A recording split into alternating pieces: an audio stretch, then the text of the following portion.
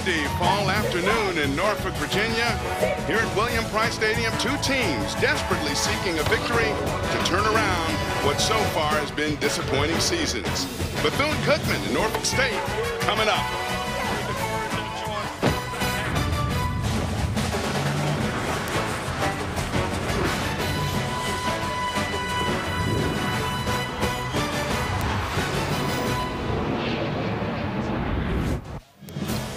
ESPN College Football presented by McDonald's.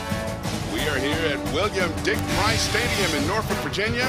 Beautiful fall afternoon, but Norfolk State and Bethune-Cookman both winless in the MEAC, both desperately seeking victories this afternoon.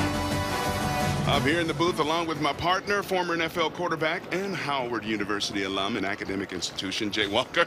I'm Mary Clemens, thanking you for spending part of your Saturday with us here on the ESPN family of networks. And Jay, if you got a winless team in the conference and both teams have had opportunities to win earlier this season, what's the message going into a game where you got two winless teams in the conference battling when more was expected? Yeah, just take it one game at a time. That's what you have to do and hope you get this first W in conference play, and maybe that'll lead to you playing football at a high level and you string together a couple victories to try and get in the middle of the pack in conference play. Of course, the MEAC has plenty of talent, especially at the quarterback position, and you'll see two talented young men playing that position today. First, Larry Brim for Bethune-Cookman. Larry Brim probably had his best performance as a quarterback for Bethune-Cookman last week versus North Carolina A&T. You see the numbers there, 4 touchdowns, very effective with the football. He was mostly a runner, but proved that he could throw the football and pick your part from the pocket. So he's playing at a very high level. They're going to need him to have that type of success for the remainder of the season. And on the other side for the Spartans of Norfolk State, Greg Hankerson can do it with his arm and his feet. Yes, you definitely want Greg Hankerson running the football. By far, he is head coach Latrell Scott's best football player. He can make every throw that you need him to make. He can make people miss, particularly when he gets down in the red zone. Greg Hankerson is the guy that makes this Spartan offense go. He's got to play well today in some tough conditions because the wind is absolutely howling down on the field. And here is Latrell Scott. On this windy day, he's not had the easiest schedule so far this season either. We'll get into that a little bit later, hoping things kind of lighten up a little bit. Norfolk State won the toss and chose to defer until the second half. Coach Scott in his second year here. And Terry Sims on the other side in his second season at the head coaching spot at Bethune-Cookman. 9-7 in his career at Bethune. Both these coaches demand the best from their teams and haven't gotten it for a variety of reasons so far this season. But both men we spoke to before the game very determined to get things going right and turn things around this afternoon here at Norfolk. Whoa, windy. We got 62, and when the window was open up here in the booth, Jay, it felt like about 32 a little bit early. It's nippy, and it's definitely going from left to right. So throwing the ball into the wind, that shouldn't be a problem. Both these quarterbacks have strong arms, but I think when you got the wind at your back, the ball's going to carry a little bit. So you really have to utilize your short to intermediate passing game. Don't try and hit the long passes in the wind. And we had a string of days. It was well into the 80s here. We arrived yesterday and felt like a warm summer day, but definitely fall has reached Norfolk this afternoon. But good football weather, as they say. Save the wind. Pretty windy down here on the field. I like what the coaches said when they talked before, where the Norfolk State coaches thought that the cold weather and wind may work to their advantage against the guys from Florida. And head coach Terry Sims says, nah, these are tough guys from Florida. They handle all conditions. That's Kevon Mitchell fielding it at a 6, has a hole up the middle and gets it almost to the 30-yard line, to the 29, where Bethune-Cookman will take over. 1st and 10 from the 20. Let's call it the, well, they haven't actually spotted it yet, but I think it's going to be around the 29-yard line. And Larry Brim is going to lead his team out. Numbers for Brim so far this season, pretty good. Has 558 yards, 6 TDs, 2 interceptions, completing just over 50% of the passes. Ball's at the 27-yard line. Spotted at the 27-yard line, where it'll be 1st and 10. And Brim, quick swing out to the near side. He was looking that time for his favorite target we saw from last week, Frank Brown, but that one was a little high. The field has a crown. They have to settle down just a little bit, but they're trying to establish right away that they can throw the football. Brown, a big game with 5 catches for 117 yards and 3 big touchdowns last week against North Carolina A&T in the 52-35 loss that was seen here on ESPNU.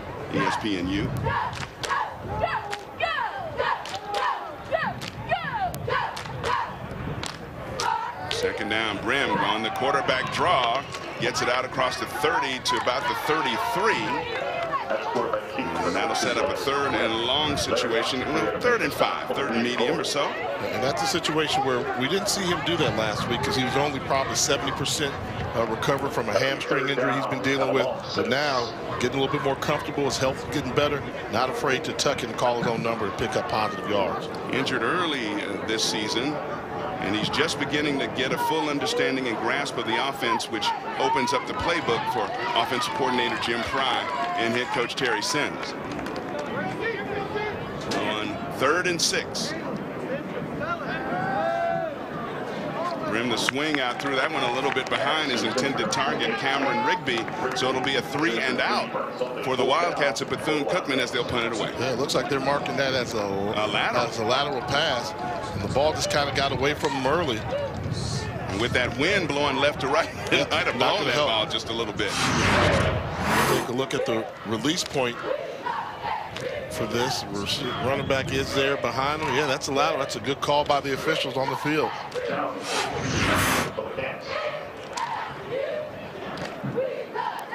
And the rugby-style kick doesn't go very far at all into that wind. It'll be marked out of bounds, probably a 19-yard kick. It'll be marked out at the 44-yard line of Bethune-Cookman. Yep,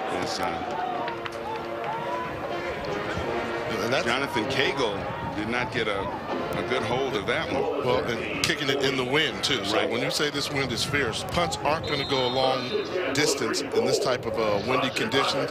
You would think a rugby-style kicker would have an advantage, but not on that one. And Norfolk State starts off with great field position for senior quarterback Greg Hankerson. Hankerson, long and lanky, but quick feet. And he's looking to throw on 1st down. In some trouble, gets it away and has a man on the near side as he finds his running back.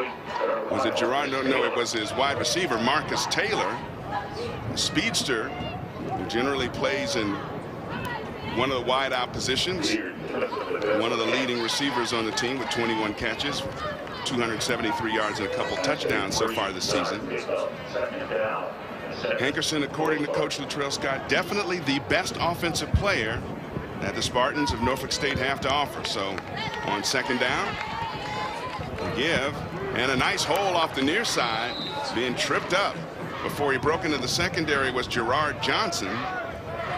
Johnson with a nice pickup on 2nd down. You know, it's interesting. Over the years, even when Bethune-Cookman had a lot of success in the conference play, they always had trouble with Norfolk State. And I think Norfolk State is not afraid to pound the football versus Bethune-Cookman. And Gerard Johnson, he's a power runner. They'll run in between the tackles. And maybe that was from when Pete Adrian was here. He knew Bethune-Cookman. They would always have a tough contest between these two teams.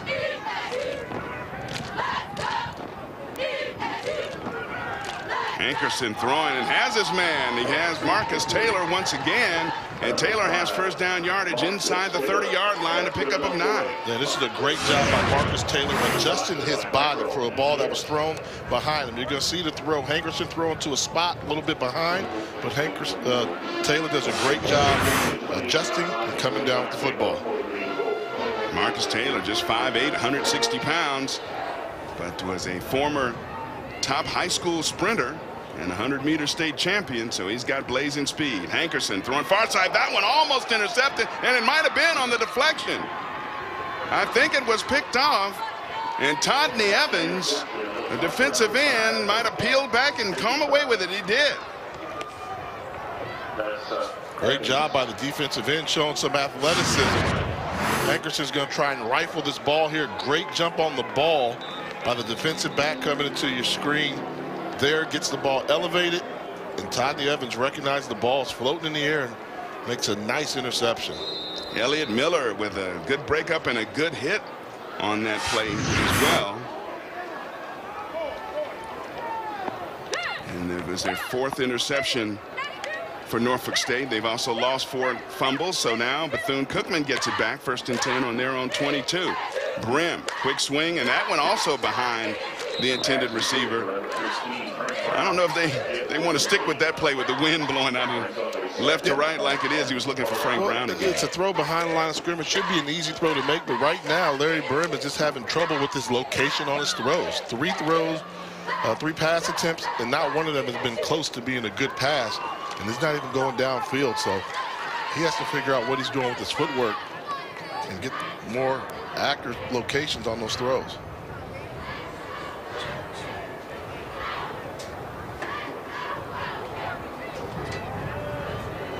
Plenty of time this time. He's going deep against the wind. He's throwing into coverage, and did his tight end come down with it as he looked on that play for Jaquan Loomis, and Loomis came down with it. Nice play. A fantastic play by Loomis on a ball that shouldn't have been thrown. Great coverage on the tight end. You've got a safety over the top and a cornerback underneath, but he goes to make the catch at its highest point to help out his quarterback who's struggling with location problem right now. Give him 25 yards on that completion. Now coming to the near side, Jamaris Tompkins. Face mask. It's inside the 50.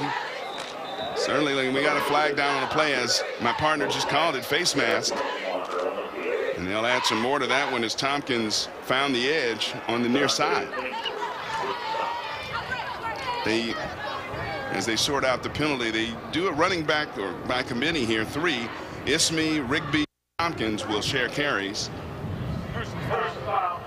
Face mask, defense, number 2, 15 yards to the end of the run, 1st down. Dante Hainsworth, the one who commits the infraction. He was moved over from the cornerback position to safety because of some injuries.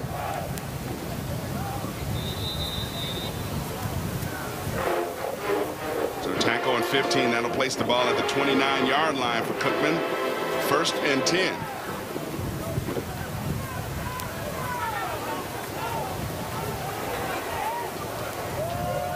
Brim on the give up the middle, and some shifty footwork that time by Jamaris Tompkins.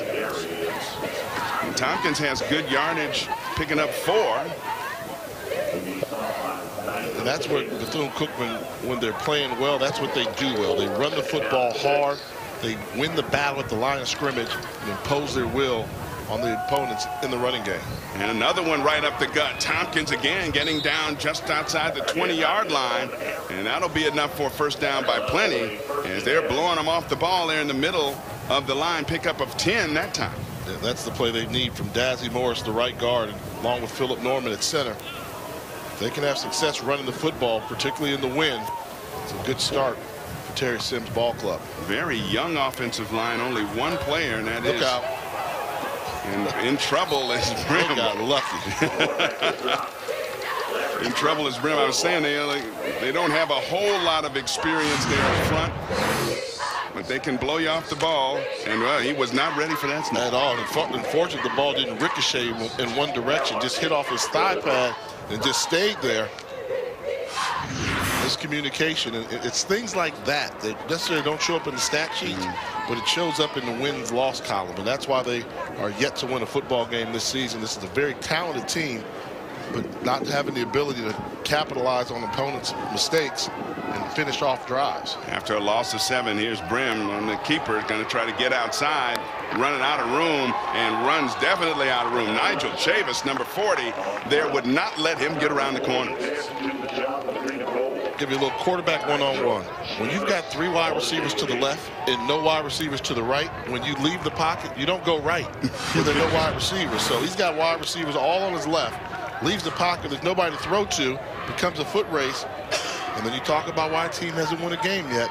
They had momentum going, running the football, then a bad snap, and then a bad decision by the quarterback, and now they need to pick up some yardage on 3rd down just to get back in field goal range. 3rd and very long. 3rd and 24. We have flags down. And it'll be 5 more against Bethune-Cookman. So call it 3rd and 29 after the false start.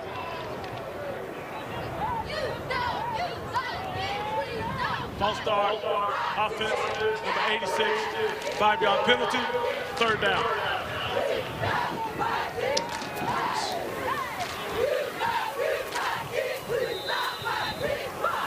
Bethune not good on third down, especially when you have 3rd and 29. I don't know too many coaches that come up with a play that will convert that one. So you're saying they're going to go down a percentage, you think? Down a percentage, probably. 3 receivers split to the near side. Brim looking long.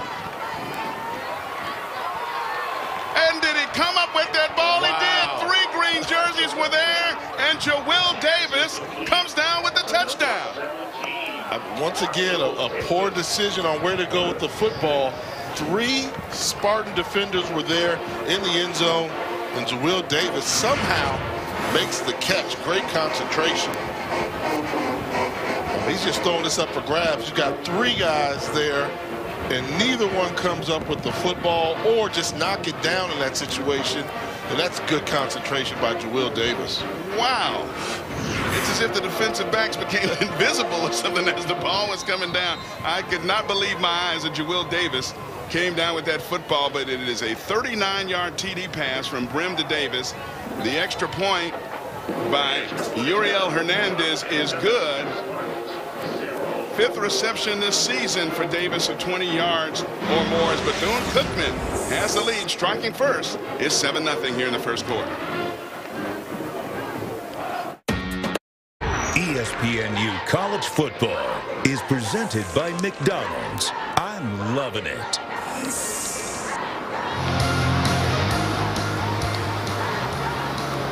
After the 8-play, 78-yard drive, took 3 minutes, 24 seconds off the clock. Bethune Cookman going to kick it off.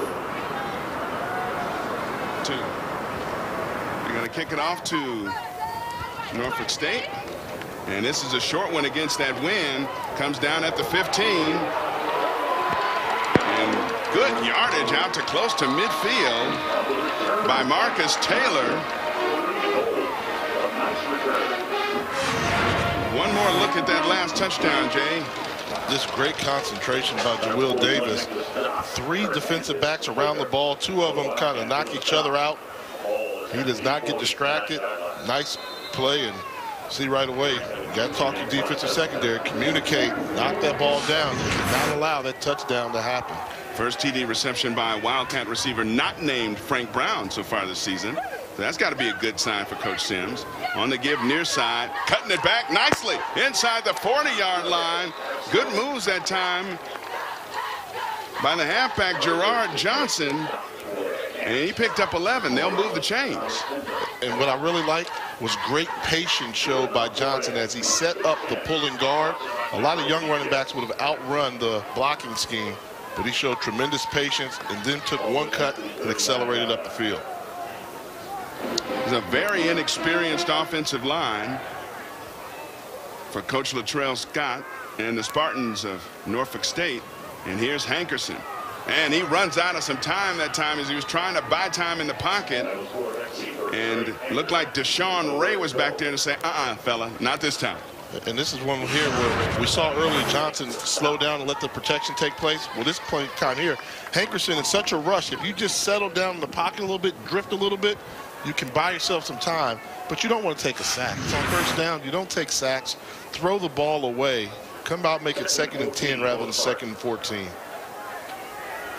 Bethune Cookman D has had some trouble getting to the passer. First 2 games they had no sacks, but the last 3 they've collected 5 sacks of quarterbacks. And here's Hankerson again. Oh, wow. And here's Nifty. He's still on his feet. He's gonna score. Whoa! How did he get out of that? He trucked somebody is how he got out of that. 43 yards and the touchdown for the best offensive player on this Norfolk State team, the quarterback, the senior, Greg Hankerson. I mean, this is all Greg Hankerson. Watch this, anticipates the contact, delivers a blow, and keeps his balance and able to keep on moving for the touchdown run. And that shows off the speed there. A couple of people had angles, and the extra point is right through. It's good. And we are tied at 7.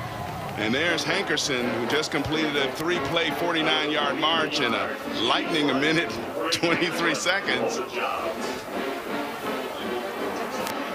And what I really like, they say quarterbacks aren't necessarily athletic, Look what he does to Alexander Morales, the defensive back number 36. When he comes up and tries to make the tackle, he's going to deliver the blow. Right here, bam! Good job hitting him, leaves him in his wake, keeps his balance, leg churning. And who says quarterbacks aren't athletes? And he's only 190, and that's what he's listed as. He might as well have been about 225 with this hit he absorbs here and just bounces right off of it. Yep, and 2 spin moves and then the speed to finish off the run. That's what you like to see. Not only did he make the would-be tacklers miss, but had enough get up to get to the end zone and finish off the tremendous play. So we're tied at 7 as lightning striking from both teams on their previous possessions. Cameron Maroof is going to tee it up at his 35 and kick it with the wind at his back. And this one has something behind it. It'll come down and into the end zone for a touchdown. Yeah, easily in the end zone. If you can't kick a touchback today, right, then you shouldn't be kicking. Right. The wind is really helping them going in that direction. I agree with you there, partner. So, indications the last couple possessions by teams. Will we be in for shootouts despite the wind? Well, these two teams have a history of having some memorable performances. Well, last time they met, they scored a lot of points. Bethune-Cookman won it 59-49 with over 1,000 yards of total offense in that one. You ready for one of those? Hey, are you ready? They're fun. You have some lozenges? I do.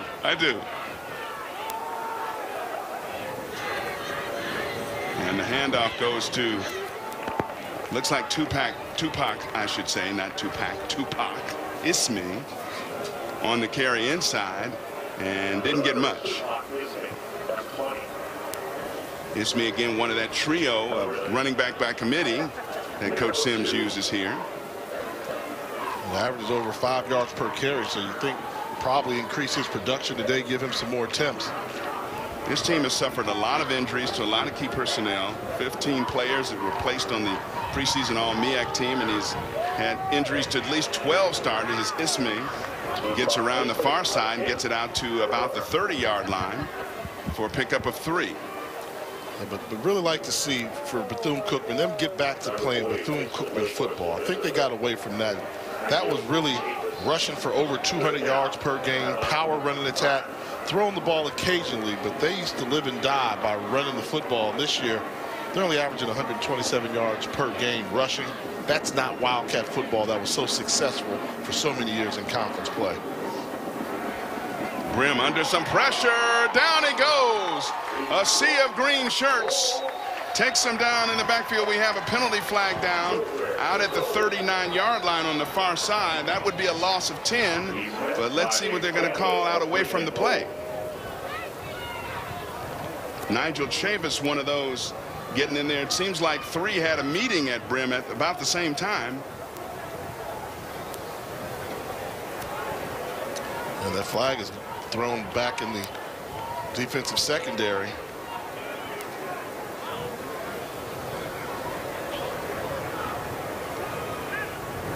Poor job of protection by the offensive line for Bethune-Cookman. Larry Brim had nowhere to run.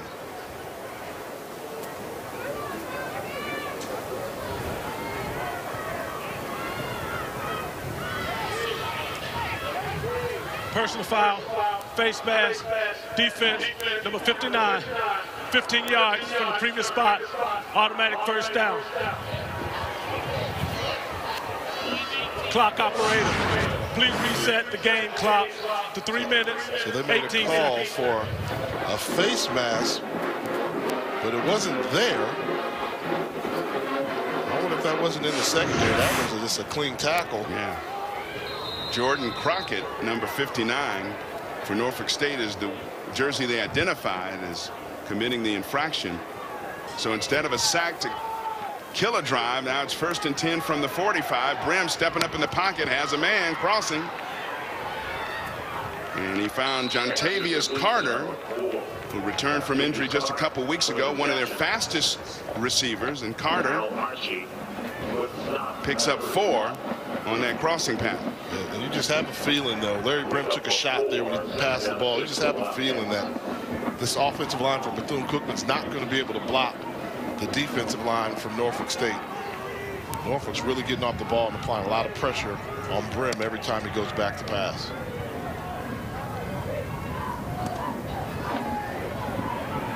Brim steps up inside of some trouble, and we got another flag down on the play as he's brought down crossing midfield to about the 48-yard line of Norfolk State. I wonder if this could be another face mask. Personal foul, face mask, defense, number 41, 15 yards from the end of the run, automatic first down. Third face mask penalty of the afternoon for Norfolk State, this one against Haji Gaylord. Yeah, you see 41 right there, reaching back and pulls the face mask of Larry Brim. Good call by the umpire. So add another chunk of yardage to the short gain by Brim and place the ball down inside the 35-yard line, 1st and 10. Give near side, and this is Jamaris Tompkins who turns the corner. And Tompkins gets it down to about the 27-yard line. He picks up 5 on the play.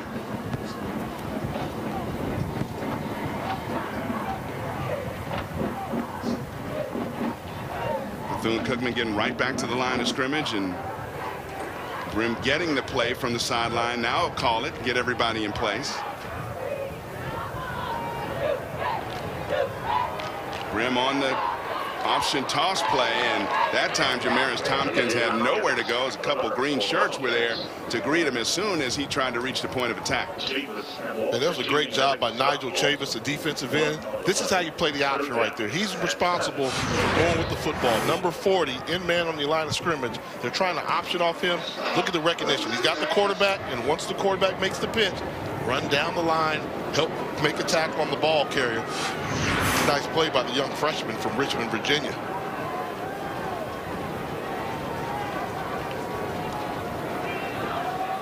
On 2nd down, Brim, man, that one just caught and dropped. Jontavius Carter, his intended receiver that time, he wants that one back. Hit him right in the stomach and trying to run before you make the catch. And see it back there. And then no man's land, they're going to elect to go for it here on 4th down. 4th and 6, you're certainly not going to do much with a field goal from this distance unless your kicker has Sebastian Janikowski type strength in the leg. Bethune Cookman 1 of 8 on 4th down so far this season. This is 4th and 6. The backfield is empty. Outside of Larry Brim, your quarterback.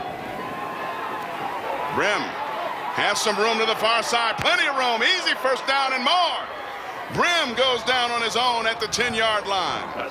There's just nobody there to defend him once he broke contained. Yeah, they brought a run blitz, which they brought a blitz from the outside. If you don't get to the quarterback, then he's going to hurt you. Man-to-man coverage.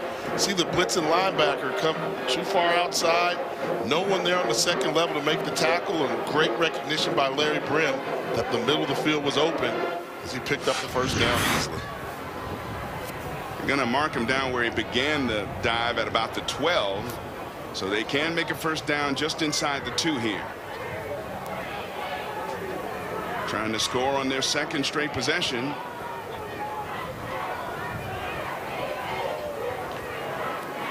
And Brim throwing end zone. That one's a little high. He had 2 guys in the same spot, Carter and Travaris Copeland, and overshot them both. A double post combination, and they were both there, but we mentioned the accuracy has not been there for Larry Brim so far in this football game. He's done some good things with his legs,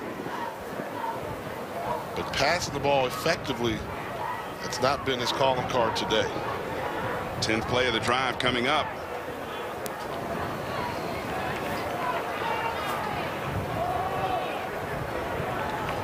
And this one going up the middle after the fake reverse, and picks up 1 if they're lucky.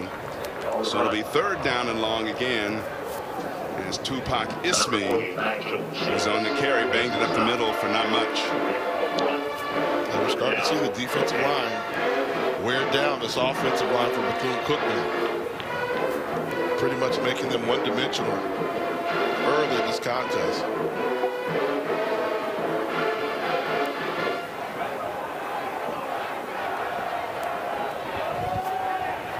Brim end zone. He underthrew that one. And I tell you what, Joel Davis had his hands on it, but had it knocked away at the last minute. Otherwise, it would have been another improbable touchdown catch. Yeah, he came back for it, but once again, another inaccurate throw from Larry Brim right now, struggling with this win. Bootleg motion, they've got wide receivers open. He just misses his target. Ball gets away from him. I don't even actually think he was going to Will Davis. I think he was trying to hit number 5, Tavares Copeland, who was coming across the formation, and he just missed his target. This is a 27-yard attempt by Uriel Hernandez, and against that wind, he is no good. That one just got up and ran into a wall of wind there on the missed field goal. So we are still tied late in the first quarter, 7-7 here in Norfolk, Virginia.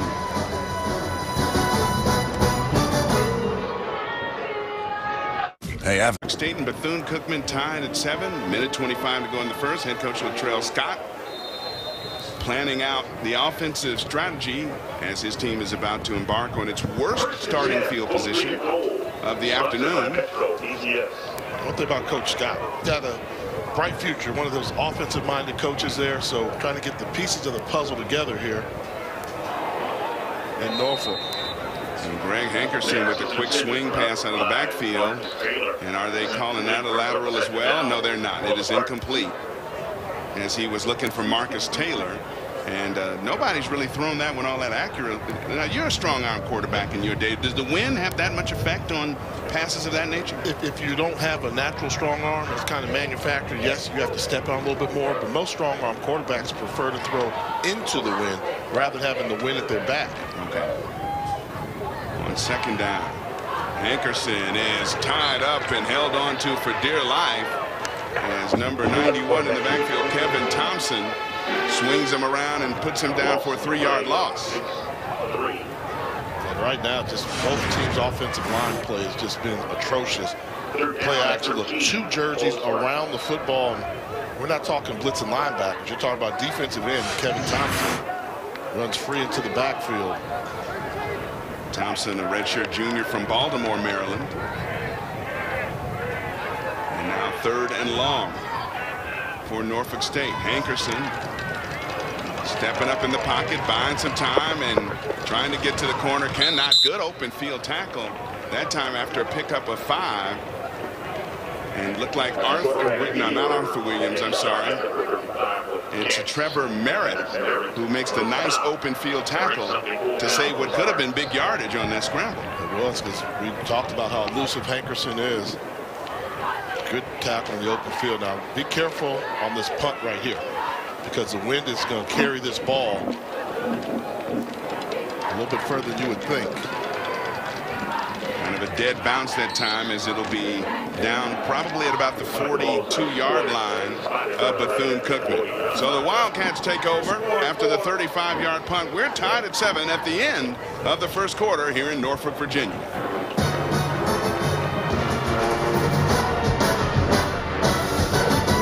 Since we've talked about this thing for the last 2 weeks, the only thing that's going to make us feel better is to come out here and win a football game. And how do you win a football game? You win by making the plays you're supposed to make. They've got a good football team regardless of their record, and so do we. All right?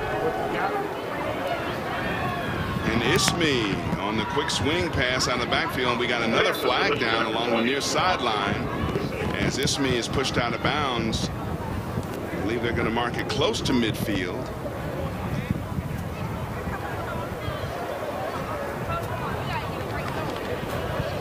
Personal foul, face mask, defense, number 37, 15 yards from the end of the run, automatic first down. Hakeem Swan with the 4th face mask penalty against the Spartan defense, and we're just starting the second quarter. Yeah, tackles with their hands, not using their shoulders. A good tackle's made getting your shoulder on the waist with a wrap. But high pad levels, arm tackling leads to face mask calls.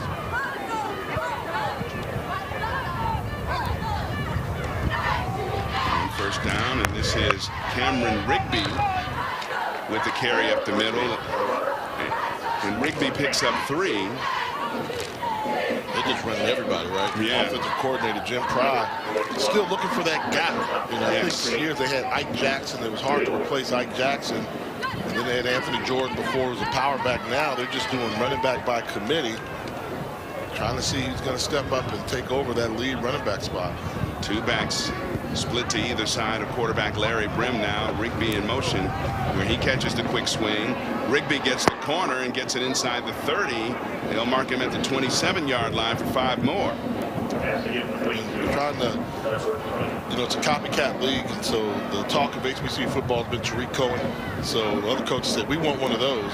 So they bring in Cameron Rigby, 5'7", 175 pounds, really just a wide receiver in the backfield to get him the ball in open space. But this will be interesting. Now they're going to line him up in that pistol formation to see maybe he can run the ball effectively in between the tackles as well.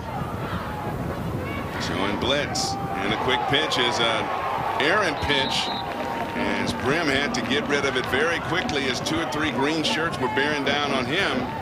He pitched that ball, and luckily it bounced out of bounds for a nice loss on the play if you're in Norfolk State. Yeah, make a quick pitch, good decision, and that's just football. That's what you're supposed to do. If you're assigned a quarterback, put a hit on him even when he makes the pitch. Just disrupting the play, forcing Bethune-Cookman to punt. With this strong wind blowing left to right here, Jonathan Cagle will be challenged to keep this one out of the end zone. So don't be surprised if he tries to angle it out of bounds. Let's see. Nice high hanger, fair catch signal, and nice job by Cagle, as that one fair caught by James Church inside the 10-yard line. So we'll continue. 12:48 to go in the second quarter. We are tied at 7. Texas. We've talked about this thing for the last 2 weeks. The only thing that's going to make us feel better is to come out here and win a football game. And how do you win a football game? You win by making the plays you're supposed to make. They've got a good football team regardless of their record, and so do we. All right? But the guys that I'm concerned about most are right here in this green and gold. Okay? Like I said. Coach Latrell Scott. Only thing either side concerned about right now is trying to come away from this one with a W. And this is Hankerson, good protection, going deep down the near side, and his receiver came down with it. Or was it intercepted, or they'll call it incomplete? It looks like both gentlemen were out of bounds. DeAndre Bozeman was in the coverage that time. Now this is a throw I don't know if Hankerson has enough arm strength to make. A deep go route into the wind. Ball's going to be underthrown a little bit. Great job of playing defense by the defensive back, and does not get the foot down. Good call by the official. It's a great play on the ball by DeAndre Bozeman, but not able to get that foot down in play. George Wahi, the redshirt freshman from Norfolk, was the intended receiver on the play. And one of their big, deep play threats on offense here for the Spartans of Norfolk State. Hankerson on second down. And the give, trying to turn the corner this time, I believe Gerard Johnson. Number 3, he picked up only one before Trenton Bridges, the very active Mike linebacker on the Bethune-Cookman defense, was there to bring him down. I think the surprising thing versus Bethune-Cookman this year, we always go back to the success they've had before because they were so good, giving up almost 215 yards a game in rushing. It's a lot of yards, keeps your defense on the field for a long time, so they definitely have to shore up their rushing defense. Norfolk State, 1 of 2 so far on third downs. Here's Hankerson, running out of time. Definitely out of time right now as he tries to struggle to get back to the 10-yard line, but he'll be well short, no gain on the play. And now they're going to have to punt into that wind on 4th and 9. See how much time Hankerson has in the pocket, or is he taking off prematurely? I thought he left a little early. So I think he can sidestep that. But good job by Anthony Myers right in the middle of the defense from his nose tackle position, getting the sack. Frank Brown standing at the Norfolk State 45-yard line. The rugby-style kick, hopes to get a nice bounce. This with golf, that would be the bump and run shot. A little stinger. A little stinger. 32 yards on it. They'll take it. Bethune-Cookman takes over at the 41-yard line when we come back.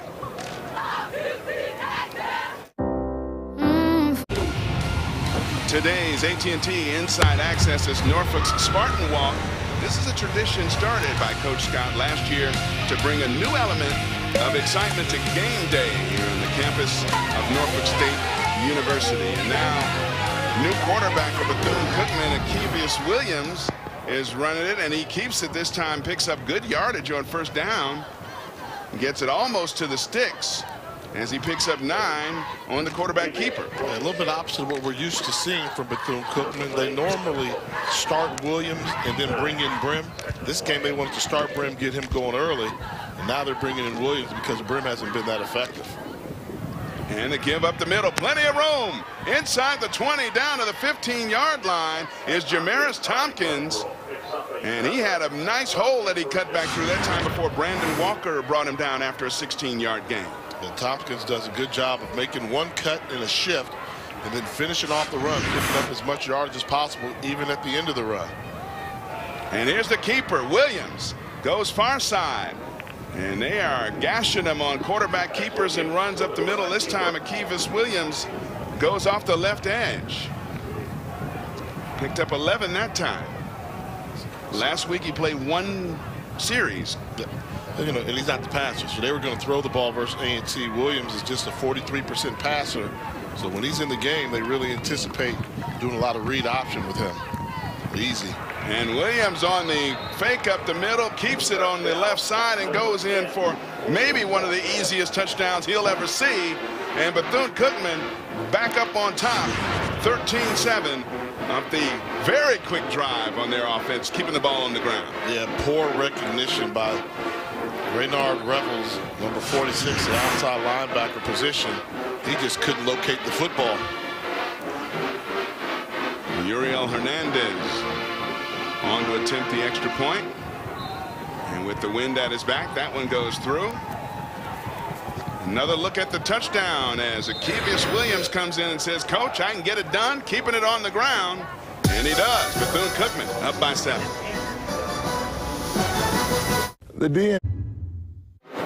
Back here in Norfolk, Virginia, Akevius Williams on the sideline with his fellow quarterback Larry Brim talking it over. 4-play, 41-yard march, just a minute 14 all on the ground to help Bethune-Cookman go back up top, 14-7 in this contest here in the second quarter. Uriel Hernandez is going to kick it off deep. Marcus Taylor standing back at his 3-yard line to field this one. And Taylor's going to come up for the short kick and field it at his 10. Taylor knocked down hard at about the 27-yard line where Norfolk State will take over. See what Greg Hankerson and company can do. Starts with the protection. You can't have a quarterback continue to run for his life. We know that Hankerson's a very athletic quarterback.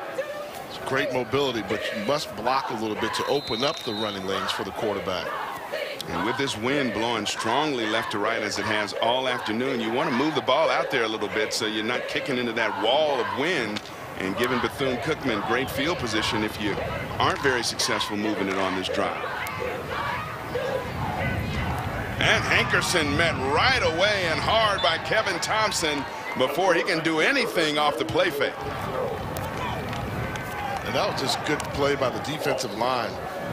Kevin Thompson, Todney Evans, nowhere to go. This is a zone read. I'm watching. They've got the running back. They've got a beat on the running back that comes across the formation. They've got him accounted for, and then just make the tackle on the quarterback. Good job by the defensive line for Bethune-Cookman, particularly Kevin Thompson, as you mentioned. Redshirt junior out of Baltimore, strong off the edge, showing it that time on first down for a loss of 5. And penalty flag is down as they give it to Quintrell Chung, the bruiser back in this Spartans backfield. Deshaun Ray was the one who met him, but there is a flag down, and I believe it's false start against the offense this time.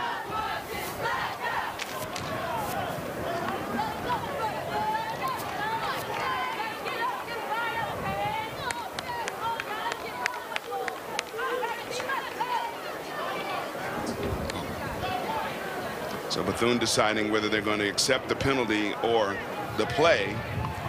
Illegal formation, offense. Penalty is declined. Third down. So not a false start, but an illegal formation. A little surprised you turned that down, because this turned into a battle of field position, and you have to think you're going to get great field position if you get a stop. But also 5 extra yards can go a long way on field position, and particularly field goal attempts. 3rd and long, not exactly what the doctor ordered if you're Norfolk State. Here's Hankerson.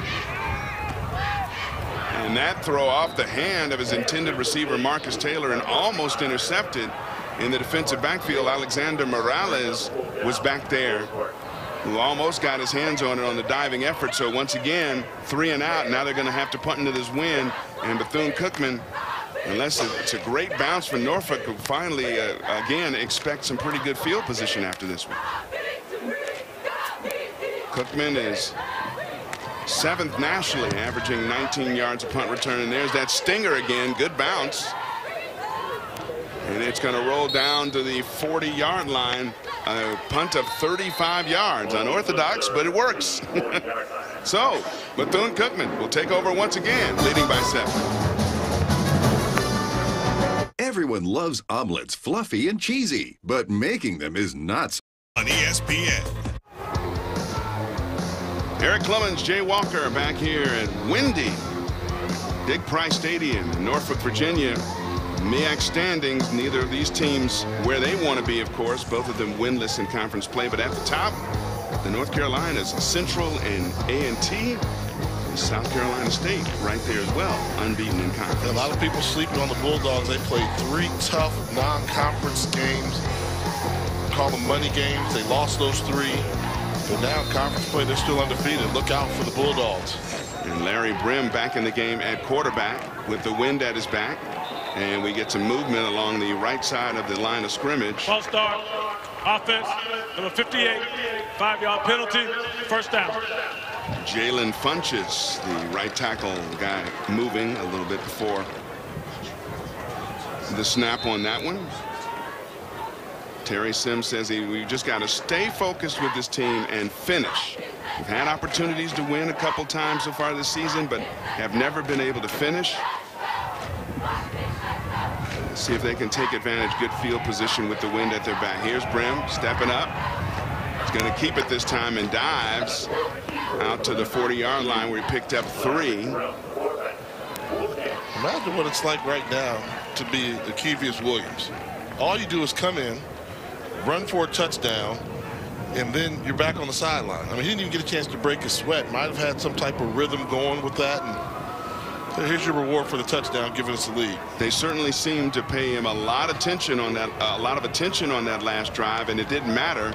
He was able to pick up good yardage and gash him on a couple quarterback keepers. A couple of option type plays to the running backs up the middle, and 4 plays and 40-some yards later they were there. Here's Brim with a nice hit on the outside to Kevon Mitchell, and Mitchell has first down yardage as he's forced out of bounds on the far side. And maybe the thought process was we bring in Williams to kind of light a fire under Larry Brim and see how he responds.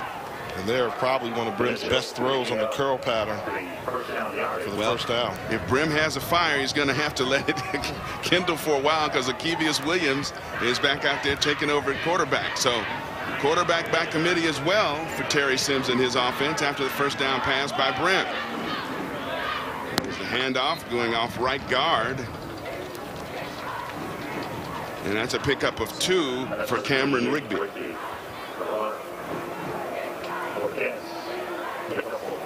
Bears would be very surprised if we saw Williams attempt to pass. They're going with a pistol formation with an extra back in the backfield. The Spartan defense not showing anything special right now. And here's Williams sprinting it out to the far side. Hit along the sideline there, but no flag just yet, as he got it inside the 40. They'll mark him at about the 38-yard line. Going to be 3rd down and about a yard. You can tell this extra step that Williams brings to the ball game, really a force of that zone read. Empty backfield for Akevius Williams, and he'll keep it on the sneak and get the first down and then some as he picked up 6 on that play, just following his big center and left guard, Joe Buserith. 325 and 318 pounds of them, respectively. Buserith and Philip Norman, their best offensive lineman, the center.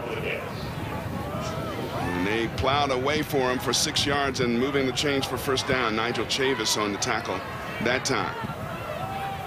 And another keeper near side. And Williams gets the corner, gets down to the 25-yard line. A lot of speed in the backfield right now for Bethune-Cookman. When you have Williams at quarterback, they also have Rigby at running back and Tompkins. But right here, this is just, I'm a better athlete than you. Takes the edge, picks up positive yards on first down for a gain of 8. And now Larry Brim back in the game at quarterback. And so far, 6 of 11 through the air, 6 of 11, 95 yards. And that give that time is met hard. Cameron Rigby, as soon as he got to the line of scrimmage, big Chris Lee was there. They say, no gain on this one. They have been gouging him a little bit on that inside run the last couple drives. And now they're bringing in the quarterback change. This is like old school, like bringing in the play from the quarterback, just switching it up. Haven't seen this in a while. So you wonder when's Norfolk going to make the adjustment. Just realize when Williams is in the game, he is going to run the football.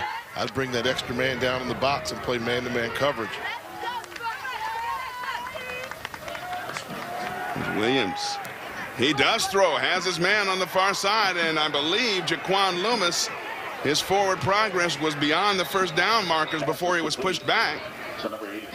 A little change of pace that time as Akevius Williams and a little play fake and then short pass out to the left flat area, hitting his tight end Jaquan Loomis. A good job on the play action, turns his back to the defense, takes a little pop at the end of the throw, but just enough yards to get the first down.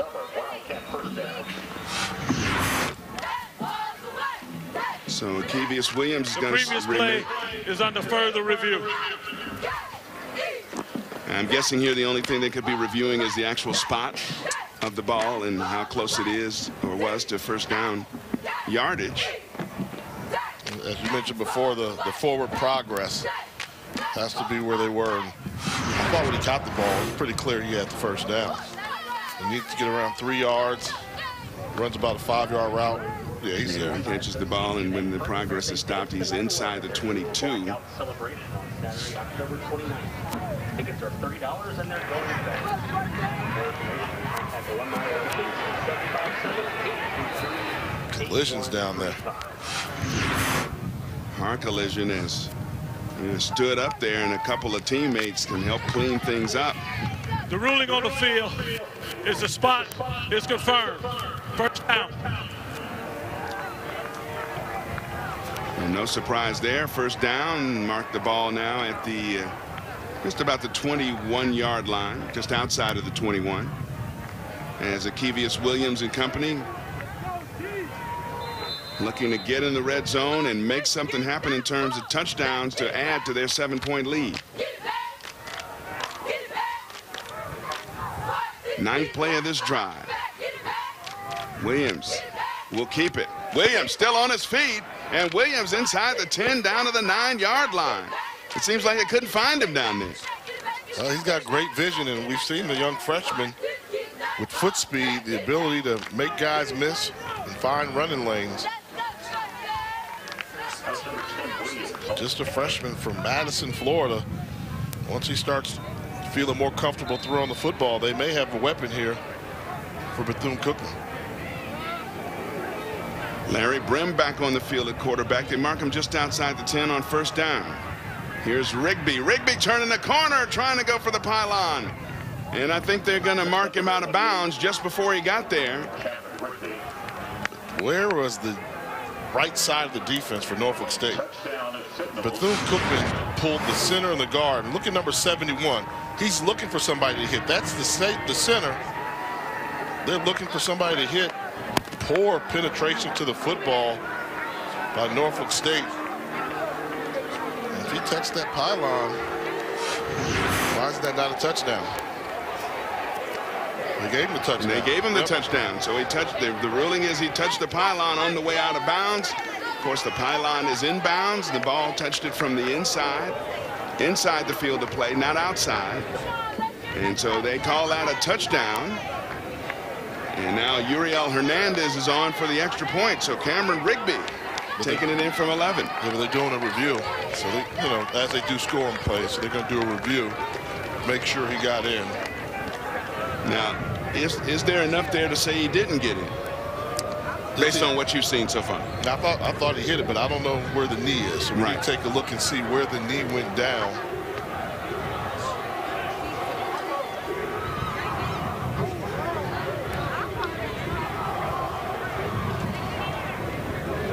Of course, the ruling on the field is touchdown, so there has to be 100% proof positive that he didn't make it in. Yeah, he elevated and touched it. That should be a touchdown. And no part of his lower body touched down. Yep.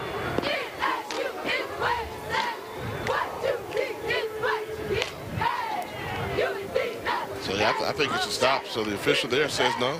That's a touchdown. No. Ruling on the field is touchdown, so you've got to have enough there to say he did not get in the end zone. I don't think there's anything from any of the angles we saw that says he did not hit that ball to the inside of the pylon as he was diving out of bounds. And it was a good effort in realizing where he was to leave his feet. The ruling on the field was a touchdown. Previous players under further review.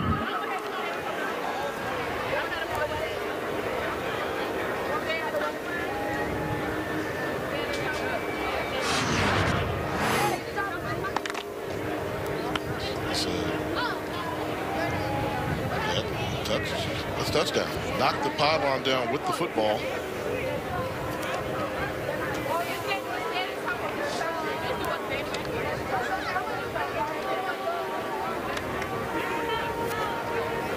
And another thing I was watching was whether he was losing control of the ball as he was diving. He did not. He didn't lose it until after it had hit the pylon, and of course that's already crossed the plane. So I believe based on the angles that we have with our cameras here at ESPN, I think they're going to have to keep that call and uphold it and make it a touchdown. Of course, that's probably the kiss of death there because I said I think it's a touchdown. I have not been right very much this year. And as we always, mention on the FCS level, the MEAC and the SWAC are the two conferences for televised games they have in Super After further review, the ruling on the field stands. Touchdown. All right. You got it right. Yeah, you got it right. It only took about 5 minutes to state the obvious. It was a touchdown, but it's okay. But I always say, as long as they get it right, I don't mind the delays. Players work so hard, and coaches. Get the call right on the field. Bethune Cookman, the opportunity to expand his lead to 14 with an extra point. And Uriel Hernandez does. It completes a 10-play, 59-yard drive. Took 5 minutes and 14 seconds. So with 3:11 to go here in the first half, Bethune-Cookman with some breathing room, up 21-7 here at Norfolk State.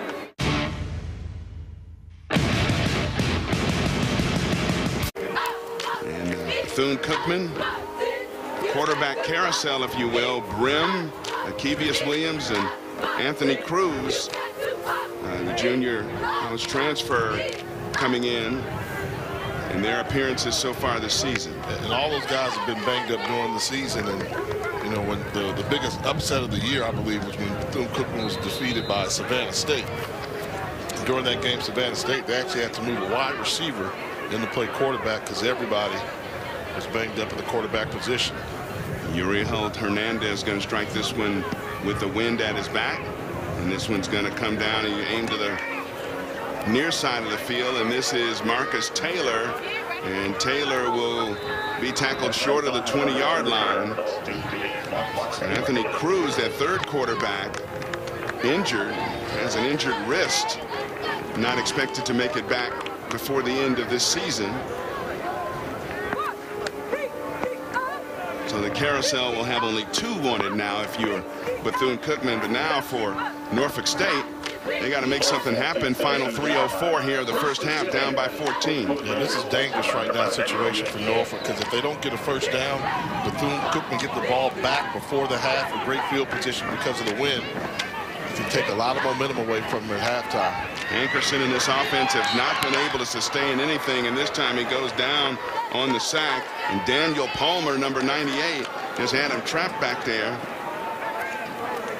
Getting another sack for Bethune-Cookman, so it'll be second and long. Yeah, and this is why you got him on the ropes. You maybe think about taking a timeout if you're Bethune-Cookman. If you can come up with a nice stop here, I would take a timeout, save some time on the clock for the offense, because right now, this Norfolk State offense does not look good whatsoever. It's almost one man, the quarterback Hankerson, playing against 11. Third sack for Bethune-Cookman on this one, and now on a little delay play. This is Gerard Johnson. Johnson hit hard and driven back after he looked like he was getting something going there. See, I take a timeout. Arthur Williams coming up from the strong safety spot to deliver the big hit.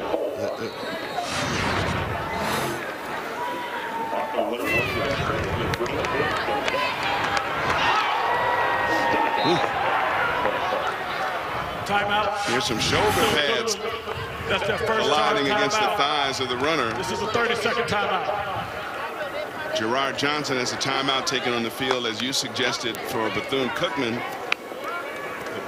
Make them punt the ball to you. In this type of, with the wind is your ally. So you can't have to think they won't get much yardage on the punt, and then you save plenty of time in which you can go for the end zone and try to expand the lead. You want to close out the end of the first half. So you've got a team on the ropes trying to take their momentum going into the locker room, demoralize them a little bit. All right, along with Jay Walker, Eric Clemens here in Norfolk, Virginia. William Dick Price Stadium, Norfolk State playing host to Bethune-Cookman. Both teams winless in MEAC. Play a big third down here, especially for Bethune-Cookman. They need to stop and to try to get it back and get some more points on the board before the break. Hankerson stepping up in the pocket. He's going to keep. And Hankerson brought down very close to first down yardage. Let's see where they mark it. Depends on the spot. He's short. Going to be short with 1:51 here to go in the first half. And they're going to be forced to punt the football against this very strong wind. Bo Lomax. I'd use the other timeout. If I'm Norfolk State, I'm taking my time, letting this clock run down another 20 seconds before I snap it. And Cookman allowing the clock to just tick away. So they're looking over the sideline. Coach Scott is on the sideline saying, hey, hold on. Don't kick yet. I'll tell you when. It's a good job by Norfolk State using the clock. Smart play. Very smart play picked up there at midfield. And one of those who picked it up was DeAndre Bozeman. Very intelligent play. Picked it up and just started running with it. Nobody was there. Yeah, he was running down the block and then realized, hey, this ball's up in the air. If I field it cleanly, I can make some positive yards out of this. And that's a great heads-up play by DeAndre Bozeman, who's not the return man, but knew where he was on the field. 26-yard punt, 17 on the return. Make it 15 on the return. As the ball placed in, again, great field position inside the 40 to the 39-yard line. The only problem, because you've got 2 timeouts, but you only got 1:11. So they've got to be sensitive to the clock and how to utilize those last 2 timeouts of the half. And a more accomplished passer, Larry Brim, in at quarterback. Brim stepping up, then running out of time, and down he will go. Say timeout. You should call timeout right now. They should be signaling timeout right now. And I call it from the sideline. Unless they're content to go into halftime, that clock man was not there. What's the point of taking 2 timeouts with you to the locker room? You're going to get 3 more in the second half. That's a little surprising. The clock winding down toward 40 seconds on second down after the loss of 5 on the first down sack.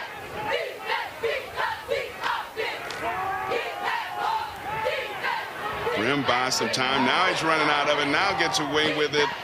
And a little wobbler on the near side. Nice. Norfolk State saying we picked that one off. And the only possibility is if he was out of bounds when he caught it. Yeah, it was nice. It is an interception. Yeah, This was a lazy throwaway pass by Brent. He's kind of just throwing the ball away, letting it go, and look at the concentration by the defensive back. Field was an interception. Keep his toes in bounds. Harry Freeman. Harry Freeman, the 5th. That's a nice play by the 5th. Tell you what, he showed wide receiver skills in keeping those feet in bounds. After making that pick, I'm sure Brim thought he was going to have another shot at it, and that was going to go away from him. That kind of fluttered out of his hands and stayed a little bit more in bounds than he wanted. Yeah, as I said before, I thought it was just a lazy attempt to throw the ball away. He knew he was going to get sacked throwing it away. Too close to the sideline, and great concentration by Freeman for the interception. That would have been an NFL catch. Both feet, both toes in bounds. Now we've got a stoppage of play.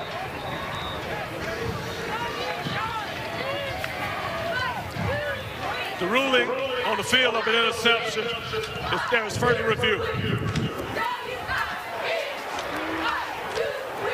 And so you want to get them right. Again, as you talked about, the MEAC and SWAC both use replay. And if you're going to use it, get it right. But it seems, again, pretty obvious from the angles we had. He holds on to the ball, great concentration. That's a nice play. Let's get it over with and let the band take over halftime. I think the bands will be a little bit more consistent than the football teams have been. With all the precision and practice that they do every day, every week, I'm sure they will. It's going to be a good showdown. Absolutely. The ruling on the field is confirmed. So you got the Spartan Legion from Norfolk State. Good band, one of the best in the northern part of MEAC country. And yes, the Wildcats, they brought their band all the way up from Daytona. You know, you talk to athletic director Lynn Thompson, he always says, oh, our band goes with us. Where the Wildcats play football, our band comes. It's a staple. The Pride, the Bethune-Cookman marching band. And here's Hankerson on the quarterback draw. And Hankerson spinning off tackles and getting it out close to the 40-yard line. Is now Norfolk State may have something going. Look how many of them there are. Yeah. I mean, it takes 15 minutes to get from the bleachers to the field. Hankerson is brought down in the backfield. He is sacked by Todney Evans that time, back at his own 30. And that's going to be demoralizing. Last play of the first half for Norfolk State. First lead at halftime for Bethune-Cookman so far this season, as the 0 showing the clock. And the Wildcats of Bethune-Cookman are up 21-7 here at the break. Maybe it's time to break through for the windless Wildcats, as they get the long touchdown reception that time to Will Davis. And then Hankerson bringing his team back in it. But Bethune-Cookman on this touchdown run goes up. We'll be back.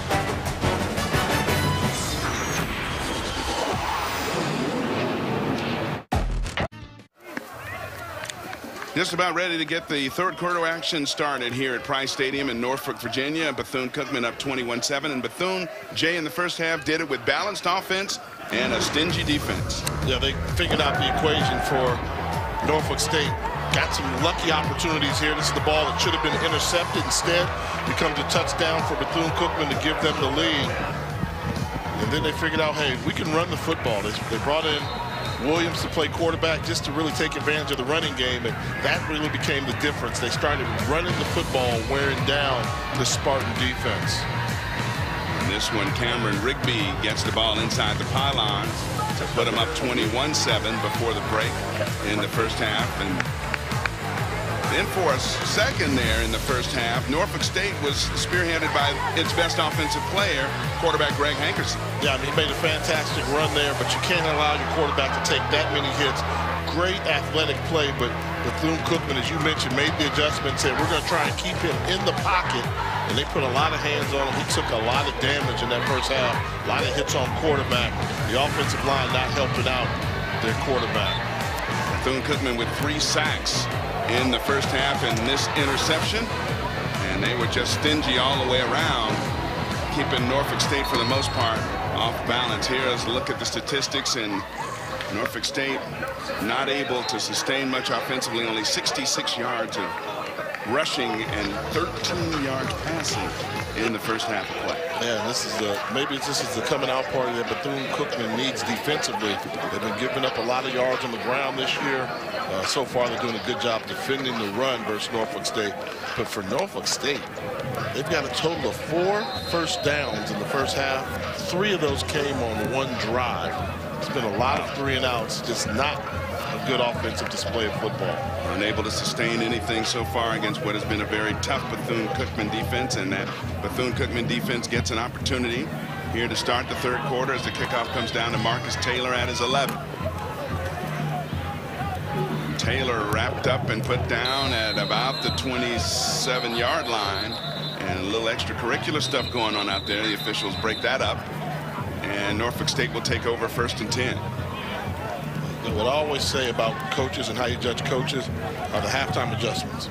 So we saw the adjustment made by Bethune-Cookman defensively. Now for Norfolk State, what are you going to do to increase these numbers here, which are bad? But so let's see if Coach Scott can motivate his football club in the locker room to adjust and come out, put a touchdown on the board to make this a competitive football. The third quarter has not been kind to them either. They've been outscored 47-6 so far this season in the third quarter. And there's the speed of Taylor we talked about. He just shot out of a cannon on the inside reverse and got good yardage on first down. So that's a play for 13 yards that gets him off to a good start here in the second half. Make an adjustment, realize we can't run in between the tackles. Let's attack the perimeter defense of the Wildcats. Good start here in the second half of the play selection, and nice run by Marcus Taylor. Marcus Taylor, again, former high school sprinter, state champion from Highland Springs, Virginia. And luckily, Arthur Williams was able to corral him there before he really got going. Otherwise, he could still be running. He is blazing fast, Marcus Taylor, one of the leading receivers for Coach Latrell Scott's offense. Hankerson looking far side, and that one off the hand of Gerard Johnson, his intended target. So it'll be 2nd and 10. And that's going to be another adjustment you're going to see made. You see that was a quick pass, so they're not doing the drop back passing because of the problems they're having with pass protection. So they're just going to let you probably go to the quick strike or the 3-step drop passing game and not jeopardize Hankerson getting hit.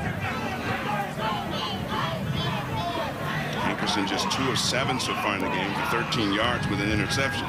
Now he comes near side and has his receiver, James Church. And Church wrapped up and taken down after a gain of 7. They'll spot it at the 46-yard line. DeAndre Bozeman was back there to bring him down on the tackle. And I like the adjustment. You can't protect the quarterback, move him out the pocket, let him get on the edge, give him a nice throw where he can see in front of him, gain some confidence. So the adjustments are being made right away, we can see in this second half. Run it to the edge, attack the perimeter, and have your quarterback get rid of the ball quickly. Big third down play as they approach midfield.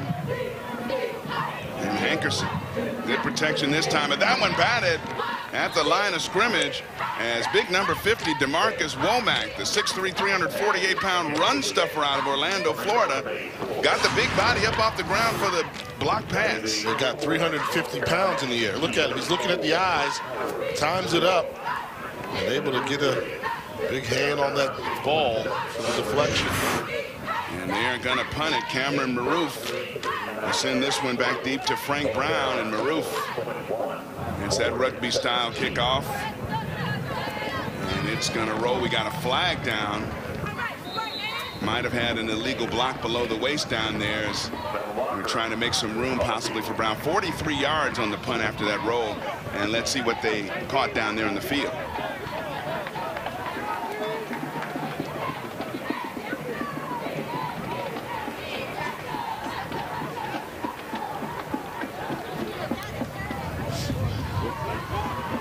Illegal block in the back.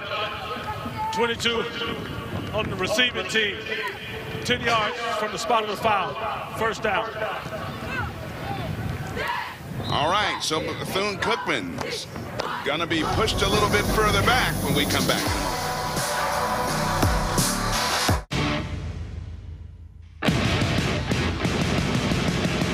From the MEAC SWAC Challenge to the Air Force Reserve Celebration Bowl, everyone is competing from start to finish. The MEAC Championship is not only on the line, but so is a trip to Georgia Dome.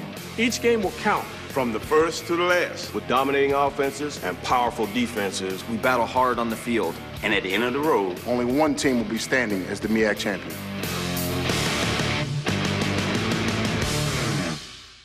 Can a toothpaste do everything well? This clean was like, pow. It added this other level of clean to it. 6 times cleaning. My teeth are glowing. They are so white. 6 times whitening. I actually really like the 2 steps. Step 1 cleans, step 2. ESPN College Football, presented by McDonald's. And we are in Norfolk, Virginia, windy Norfolk, Virginia, here at Price Stadium. Norfolk State trailing Bethune-Cookman by 14, and the Wildcats with the football back, 1st and 10, inside their own 10-yard line after the penalty. And the handoff, the far side, turning the corner. That time is Cameron Rigby, and Rigby tried to wriggle his way out of tackles and still kept running. He picked up 5. For Bethune-Cookman's halftime adjustments, I think it's going to be a little bit more Cameron Rigby, speed on the edge with Akevius Williams at quarterback. And then that formation where they have Tompkins in the backfield as well. I think for Bethune-Cookman, run the football. They started to establish they could run. Their team speed was starting to show. And see if Norfolk State can catch up to them.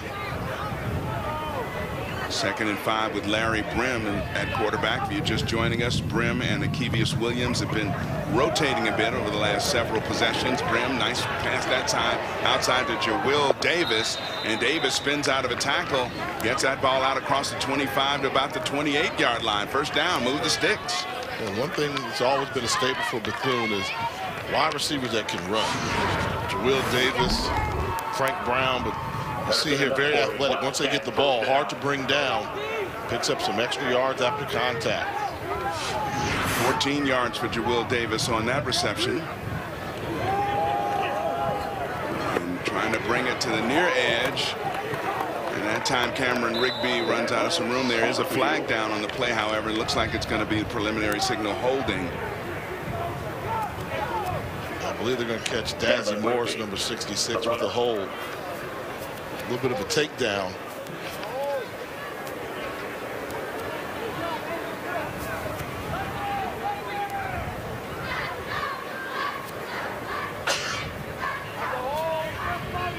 Holding.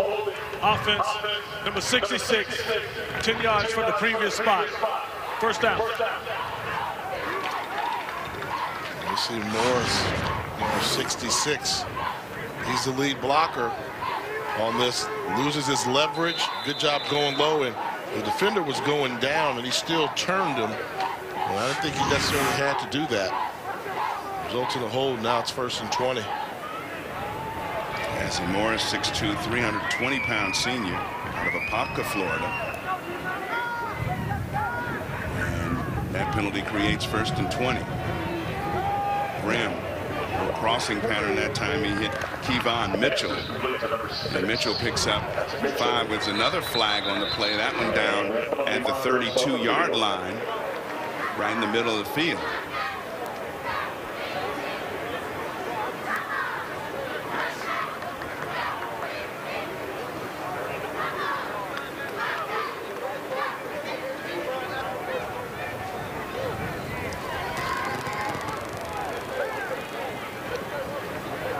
So at this one, neither team moving very much, so getting no indication as to who the preliminary indication might be against.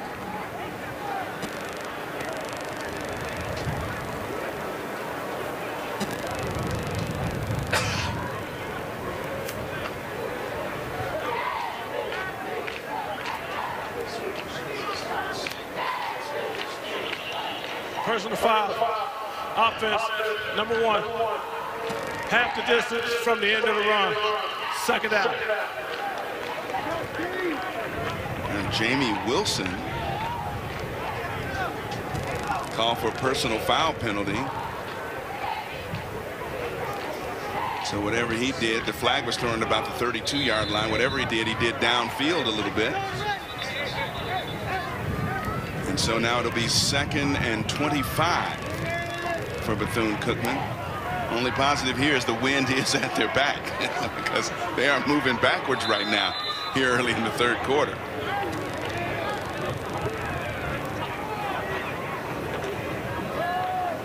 On the reverse, Frank Brown takes it to the far side, runs out of room. He is hit on the sideline. The Cookman bench wants a penalty, but I don't see any yellow down on the field. So on the inside reverse, Frank Brown is knocked out of bounds by Raynard Revels on the sideline, which looked like it could have been debatable late hit. I thought it was Revels with a tackle. Was it Brandon Walker that came over? That put the whop on him. Okay. So it's a good penetration by Revels to get him outside. And that's clearly out of bounds. Clearly. 2 yards out of bounds. That should have been called.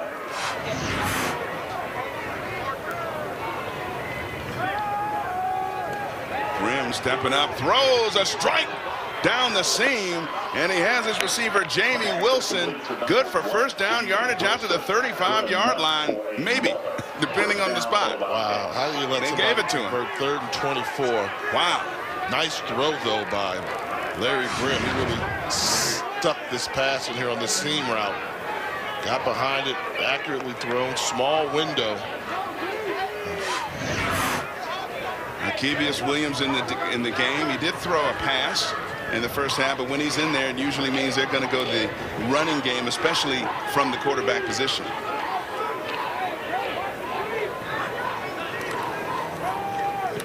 Here's Williams with the inside handoff. And running into a pile. That time was Jamaris Tompkins, number 30. And Tompkins picks up 2. And Tompkins was efficient in the 1st half. Had a pretty good job running the football, carrying the load in the 1st half. And Tompkins is 6 rushes for 44 yards in that 1st half. Averaging 7 yards every time he touched the ball on the ground. Kevius Williams throwing downfield near side, and that one almost intercepted. As T.C. Livingston was there and thought he should have held on to that one for a pick. Kevius Williams has 4 interceptions on the season, 0 touchdowns. So that's a poor ratio. And you see here, the young freshman I don't think he sees a linebacker. Just doesn't see the guy dropping. And he's so lucky that ball was not intercepted. Bethune-Cookman 4 out of 8 on 3rd down so far. They've converted their last 3, however, as Larry Brim comes back in the game in the obvious passing situation on 3rd and 8. Or the more likely passing situation on 3rd and 8. Brim. And he threw into coverage. There were 3 green shirts around Frank Brown, one of his favorite targets. And if he would have pulled that one in, he would have taken a big hit afterward. So they can get 3rd and 24. Can't convert on 3rd and 8. Football's a crazy game, isn't it? It is indeed. So they're going to punt this one. Uriel Hernandez is going to punt this one back to George Wahi. Haven't called the speedy freshman's name too much. Speedy redshirt freshman. Still say be careful on the punt return with the wind and the drift. Make sure you can secure the football on the catch. Gets that one up into the wind, and it'll bounce at the 22 before it goes out of bounds inside the 20 to the 17-yard line. Norfolk State trying to find offense anywhere, trailing this one by 14.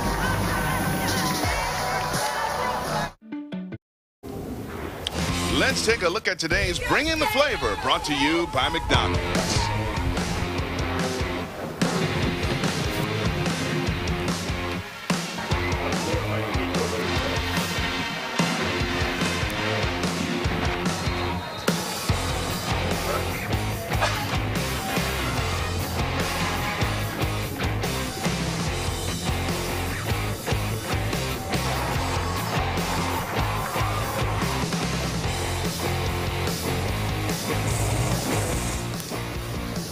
That is the action here in Norfolk, Virginia. MEAC football action. Both teams winless, and Norfolk really struggling on offense. 8 possessions, 6 of them have been 3 plays or less. The other 2 were for 4 plays. 1, of course, a touchdown. being led by Hankerson, the quarterback, who was looking on the far side there and just kind of threw that one over the head of his intended receiver, Chuma Awana. This should have been a penalty, right? They're trying to set up a wide receiver screen. When you set up wide receiver screens, you must throw the ball behind the line of scrimmage. That ball went beyond the line of scrimmage, and linemen went downfield.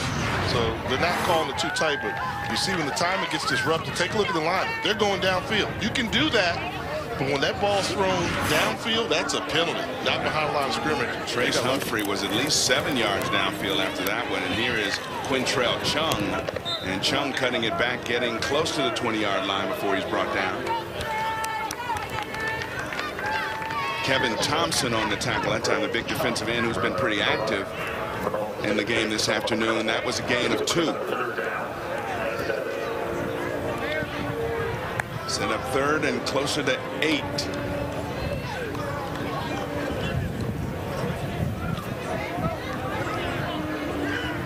Going against that fierce wind that's been blowing hard from down there all afternoon, and pretty chilly, I might add, as well, for Norfolk, Virginia. I thought that should have been part of the flavor of the game, to win. And Hankerson in some trouble, got out of it, trying to get to the corner and cut inside. Can't do it. He is tackled after a pickup of only 2, keeping him contained. That time was number 36, the strong safety Alexander Morales. Yeah, just no pass protection. 1,001, 1,002. He has to leave right now. I mean, that's bad. As a quarterback, you just want 3.5 seconds, but you cannot make a read with 2 seconds and keep scrambling for your life. They have to do a better job on the offensive line. I know they're starting 2 true freshmen, but at this point in the year, you're more than halfway through the season. Look at the wind just blocked that one. Cameron Maroof is an all-conference kicker, and by the time the wind got through with that one, I've never seen a punt go that short. How short was it? That's a net of 1 yard. 1 yard. I knew I'd never seen all my years college calling games a punt go that short. Kicking in the wind. He got up under 2. Yeah, he didn't keep that one low enough. He had gotten those rugby-style kicks pretty low. What did you call them? The skitters earlier. Yeah, little stinger. That was a 1 yard punt. I'm sorry, I said it was Cameron Maroof. He is the place kicker. Bo Lomax is the one who's been. Oh, now you want to get his name right. I better. Cameron's going to come up here and give me hey, I'm the field goal guy. Wow. I'm not the punter who hit that one. So Bethune Cookman and Larry Brim in great shape at the 23-yard line. Brim. They should run the football. I'm just thinking, when you have Williams in the game, they have not stopped Williams running the football yet, he or the running back. And you come out, you want to start throwing. Now you're going to bring in Williams, but the key is, if you're going to pass on first down, you need a completion. So you got an incompletion and now. That was a pretty safe route, too. I mean, and he threw that one well over the head of the intended receiver. Yeah, so you got second down with your running quarterback in there. They're probably going to sell out to stop the run.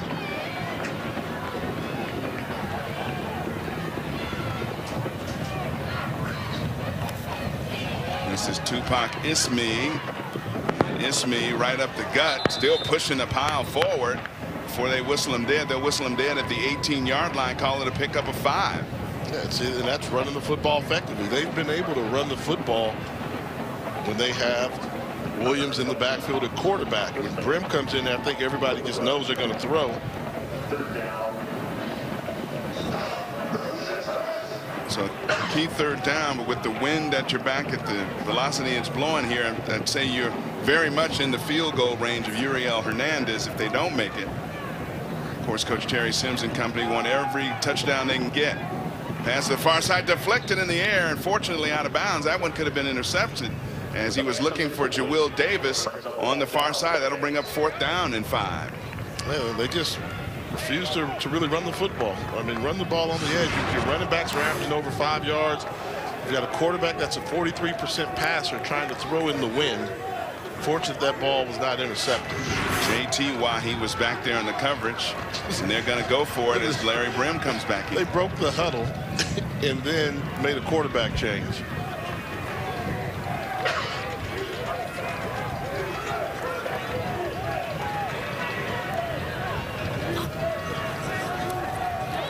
Good protection for Brim. Throws over the middle. Got a man! and he dropped it, couldn't hold on in the end zone. Traveris Copeland was the intended receiver. So a good defensive stand by Norfolk State. Can they get anything going on offense after this nice breakup in the end zone stops Bethune from adding to its 21-7 lead.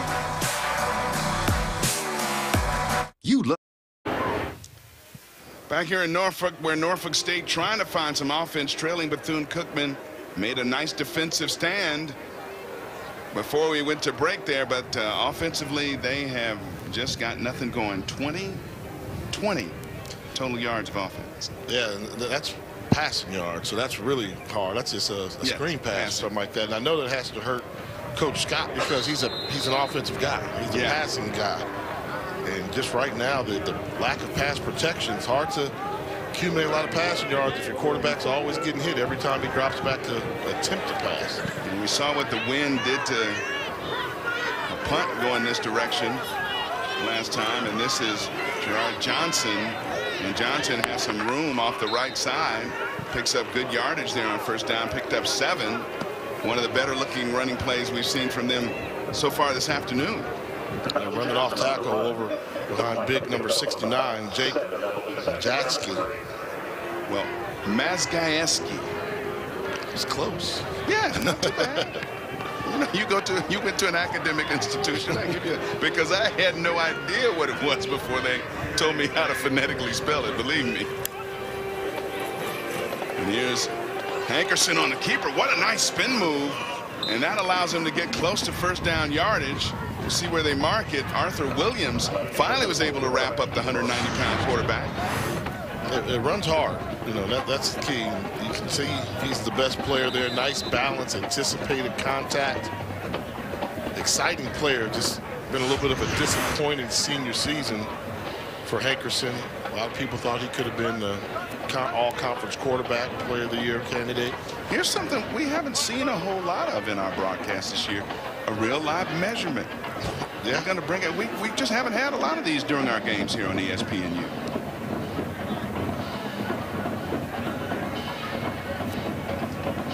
And you see it.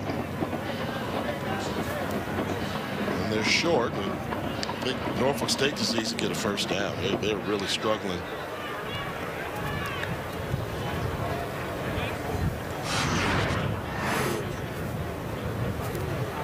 It's a good job weaving his way in between tacklers.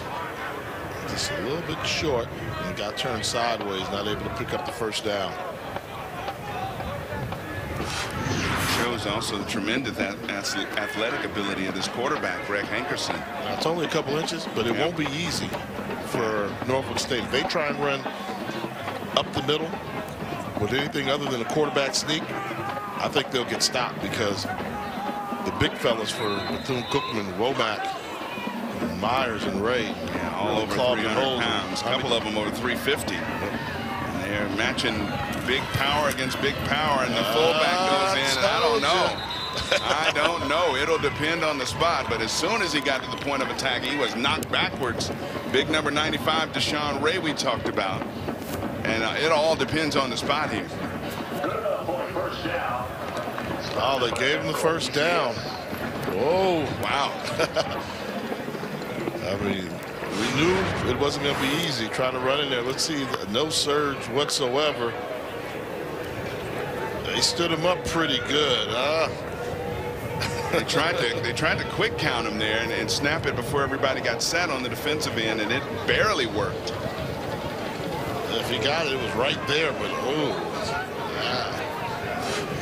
awfully close.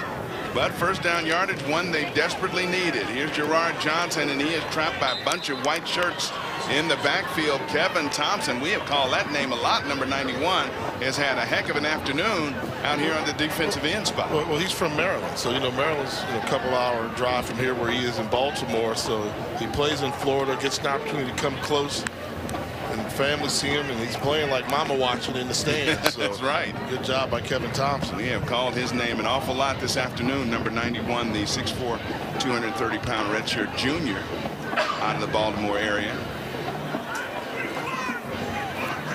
So second and long for Norfolk State.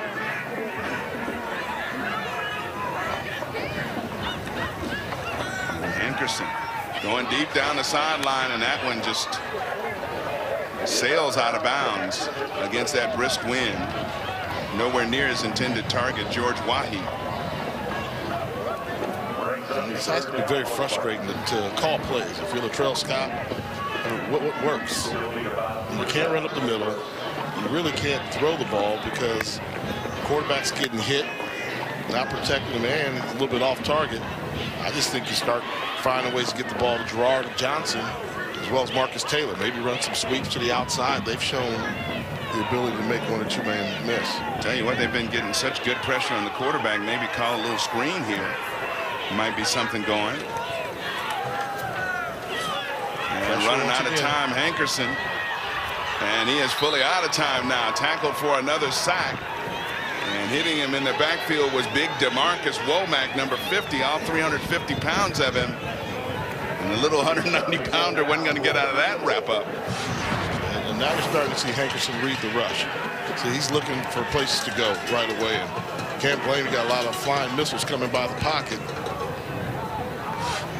Nice open field tackle by Womack. Bo Lomax will be kicking this one into that wind again. Had a 1-yarder last time, and not a whole lot better this time as it runs into that wall of wind coming from left to right. Let's see where they mark it. Over along the far sideline as it went out of bounds. And it looks like they're going to mark it right at the 40-yard line, so it'll be an 18-yard punt with no return. That's the win that we're talking about. Bethune-Cookman, there's a team that has been part of the last 4 MEAC conference championships. And this season, of course, everything's going wrong, especially with a lot of injuries. Had a couple of game postponements because of bad weather and the hurricane, and just nothing seems to have been going right for them. And, you know, 2012, 13, and 14, those were Brian Jenkins' led team. Right. And then 20, they kept it going with Coach Sims in his first year, able to tie for the conference championship, although they didn't get an invitation to the postseason. Nonetheless, they were still at the top of the conference. And I think that's the judge, you know, as a coach, you get competitive. Okay, Jenkins won. He was given the job to keep it going in the winning ways. But you talk to everybody around there, they know it's not Coach Sims' fault. They just caught some tough breaks in terms of health issues and players getting injured. And when I look around at this lineup, they're pretty young. Most of these folks are coming back. They've got 2 seniors starting on defense. That defensive line is coming back. Offensively, the offensive line will be back. You've got Brim that'll be back. You've got Williams that'll be back. So this is a young squad. And next year, you better get them now. I'm trying to say, get them now. This was a team that had a 35-31 lead over A&T the last time we saw them on our air. So the talent is there. This is Jamaris Tompkins, who goes off the right guard spot and picks up very good yardage, move the chains for first down. Jarrell Davis is a junior. He'll be back. Frank Brown's a junior. He'll be back. So you better get the Wildcats this year, because next year, something tells me you're going to feel their roar again. Tompkins once again pounding it inside, gets it down to the 17-yard line. As they're kind of hurrying up the tempo here with the wind at their backs. Brim. And this time hit in the backfield and caught and brought down by Kyle Archie was Jamaris Tompkins. Archie, the middle linebacker, from a long family of contributors here at Norfolk State. Grandfather and father, playing, coaching, athletic director here. Father Larry was an assistant coach in 03 and 04. And Kyle Archie, one of the leading tacklers, the leading tackler on the defense for Norfolk State so far this year, coming into the game with 50 tackles. 3rd and 7. Brim far side, that one intercepted. It is picked off on the far side. Undercutting that route was their best cover man, Sandy Chapman. Why do you have the 43% passer passing the ball? 0 touchdowns on the year. Now his 5th interception. He's going to double clutch. Doesn't grip it cleanly. And when he's doing that, all the defensive back is doing is breaking on the route. Aggressive jump. So he's clutching the football, throwing it late outside. Sandy Chapman comes up with his 3rd interception on the season. So another big defensive stand by Norfolk State. They'll take over after the turnover, and I guess again they're maybe trying to cross them up a little bit with the running quarterback throwing, but that one there, lucky that wasn't a pick six. If he's not tripped up by the legs, he's still running down the far sideline. Here's that inside reverse once again to the speedster. That is Marcus Taylor, and Taylor gets first down yardage on that inside run, which has worked very well in 2 plays this afternoon. Yeah, that's a good play call, because I was thinking if I'm Norfolk, I'm running the football because I want the quarter to end. I don't want to have to punt into the wind, and I want the clock. So I just want to call one more play going into this win. Inside the final 30 seconds here in the 3rd quarter. 11 yards gained on that inside reverse, because Taylor has a couple of good gains. And now quarterback draw. Hankerson, a lot of room.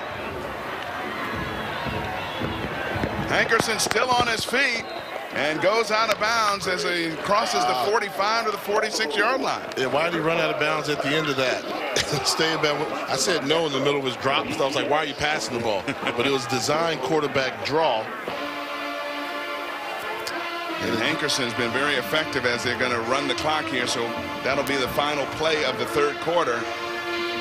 And Hankerson, that's the end of the 3rd quarter. Hasn't been able to pass it for much, but certainly has done some damage with his legs, which we all knew he could do coming in. Into the 3rd quarter, Bethune-Cookman is up by 14. Norfolk State trying to sustain something on offense with their quarterback, Greg Hankerson.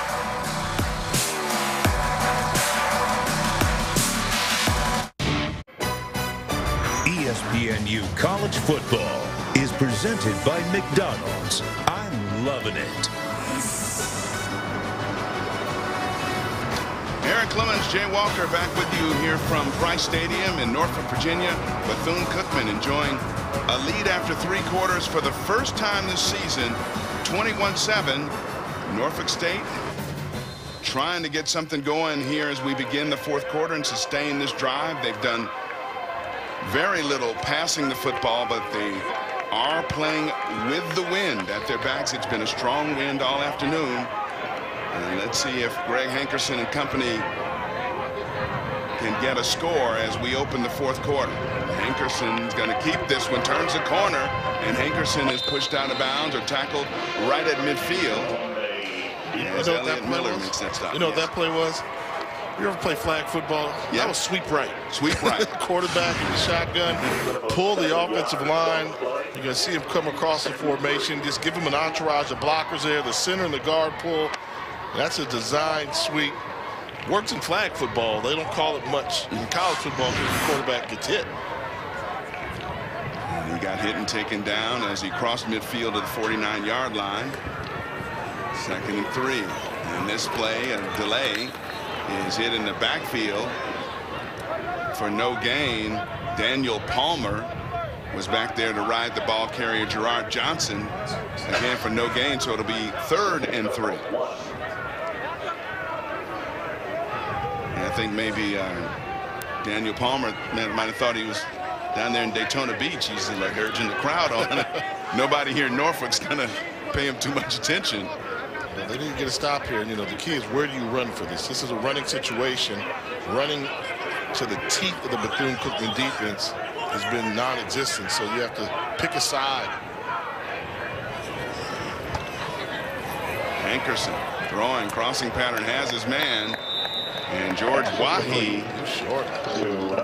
Yeah, they'll mark him, and it looks like he's going to be a little short based on the spot. And he just has to keep his footing. No, they're going to give him the first down.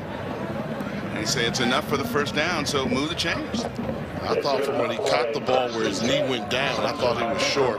Got a favorable spot, though. Norfolk with another first down. How much does the philosophy change, even though they haven't done much in the passing game all day with the wind at your back here in this 4th quarter? Yeah, maybe if you feel more comfortable throwing the football, you do it. But I think this is a battle of field position type game. Bethune-Cookman has to face the wind. You got a timeout on the field. Norfolk State's going to take one. Norfolk State, that's their first charge timeout. While they sort things out on the sideline with Coach Latrell Scott, we'll take a break. We'll be right back.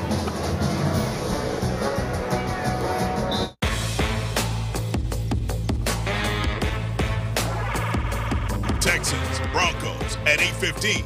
Monday on ESPN. Stubborn muffin top that won't go away? Just a few more inches to get into your favorite jeans. What if you could tone and shape your core in just weeks by doing something you actually have fun doing every day? Introducing the Simply Fit Board. Discovered on TV's Shark Tank, this social media sensation is getting 5-star reviews across America. It's so fun, I don't feel like I'm working out.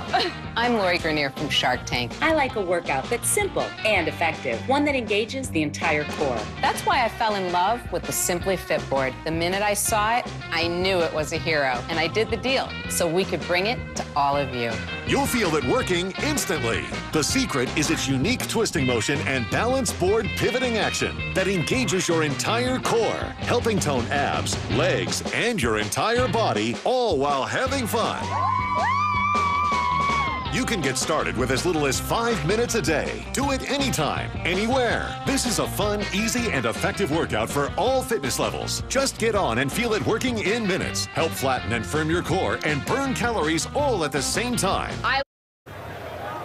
Back here at Dick Price Stadium, where Norfolk State trails Bethune-Cookman 21-7 early here in the fourth quarter. Norfolk State trying to put a sustained march together. Hankerson on the keeper, near side. Runs out of room, and he's forced out at the 45-yard line. We do have flags down on the play. Arthur Williams forced him out. A flag is down at about the 43-yard line of Bethune-Cookman.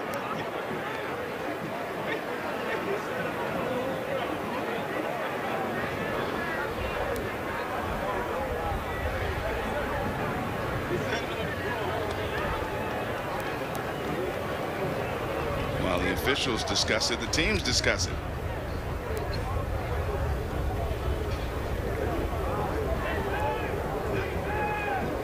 Right now, I think this is the best opportunity for Norfolk State to get back in this game. Foul.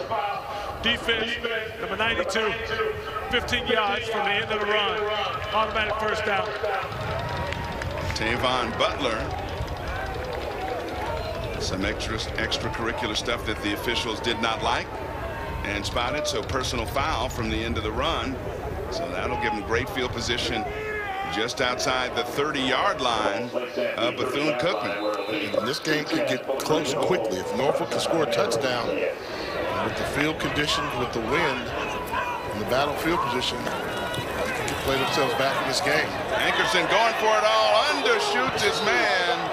He had a guy that appeared to be open on the far side, and it looked like it was Chuma Awana, but he underthrew that one with the wind at his back, and Awana had to wait for it and didn't quite reach it. Just a miss. Wide open wide receiver, as you mentioned. The defensive back is nowhere to be seen in the trail position coming over. And that's just a throw you have to make as a quarterback. Good effort by that at that time by the redshirt freshman from Chesapeake, Virginia, Chuma Awana. But it'll be second down and 10. And Greg Hankerson on the quarterback draw. Hankerson breaks a tackle, still on his feet. And Hankerson brought down nice open field tackle at the 25-yard line. And number 22, Daquan Richardson, was the guy who came up, one of their leading tacklers in the secondary, to make that stop. Yeah, but this is getting scary right now. We know that Hankerson can run. He is the running attack right now for Norfolk State, but this is a pretty physical Bethune-Cookman defense. He's got to learn to go down and not absorb so many blows. 9th play of the drive. Coming up for the Spartans. They need a score desperately here, a touchdown desperately, really, as we're approaching the 11.5-minute mark. Heavy blitz, but he still got it away and took a big hit, but that's a completion as he finds George Wahi downfield for 7 yards. And that's great athletic ability to get that ball off. Yeah, throwing it off his back foot. He recognized the blitz was there, threw hot. Good job making the catch by Wahi. Running free to the quarterback. Linebacker blitz. Alexander Morales coming in to get the big hit on. Hankerson pumps, throws, has a man. Inside the 5, it'll be first and goal. As he hit his tight end, Demetrius Farabee, for 15 yards. And so now Norfolk State really in business, 1st and goal. Yeah, you see him kind of do a double clutch on this. With the pump fake, reloads, fires a rocket to his tight end. They'll spot it at the 4, 1st and goal. Touchdown puts them right back in the ball game.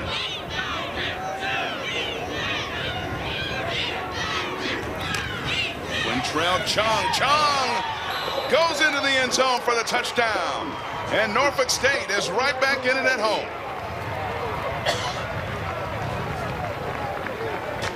That's the first part of the equation. Score the touchdown and put the pressure on Bethune-Cookman. Just going to give a handoff to Chung. Chung sees the hole, gets into the end zone.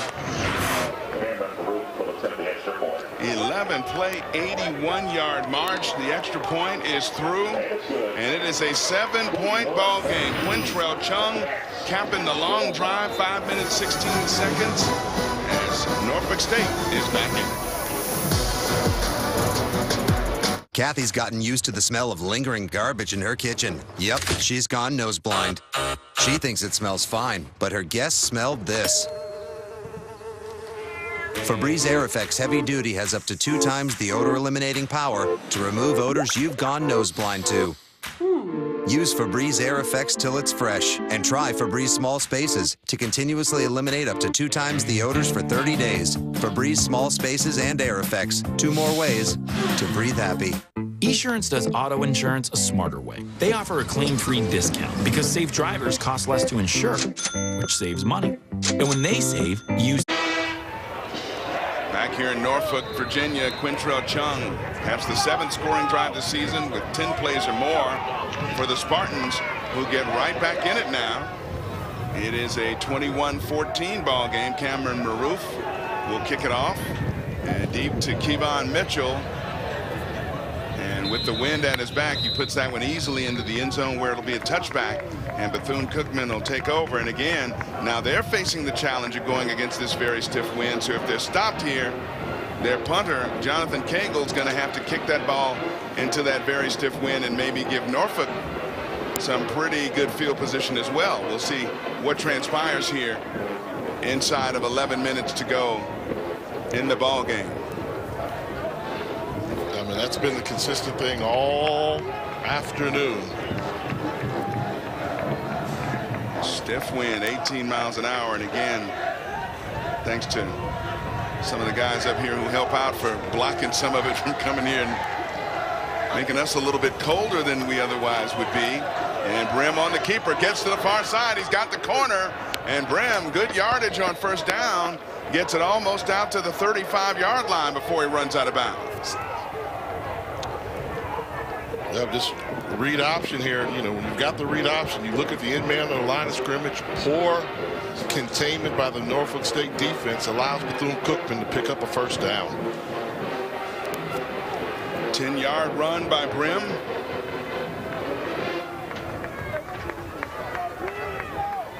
Bethune-Cookman could certainly use the sustained march this time and give it to Ismie, and Ismie has room off the far side. He gets it out across the 45 to the 47-yard line. Move the chains once again. Another 1st down run, 12 yards.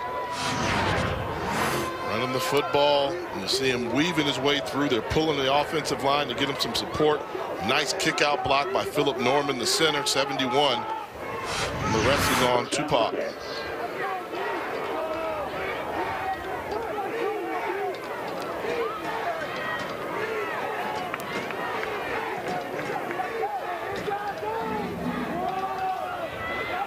Bouncing it back outside is Ismie once again, and Ismie crosses midfield before he's brought down at the 48-yard line after pickup of 4. Well, that's several occasions in which they've lost contain and allowed Wildcat runners to bounce to the outside and pick up positive yards.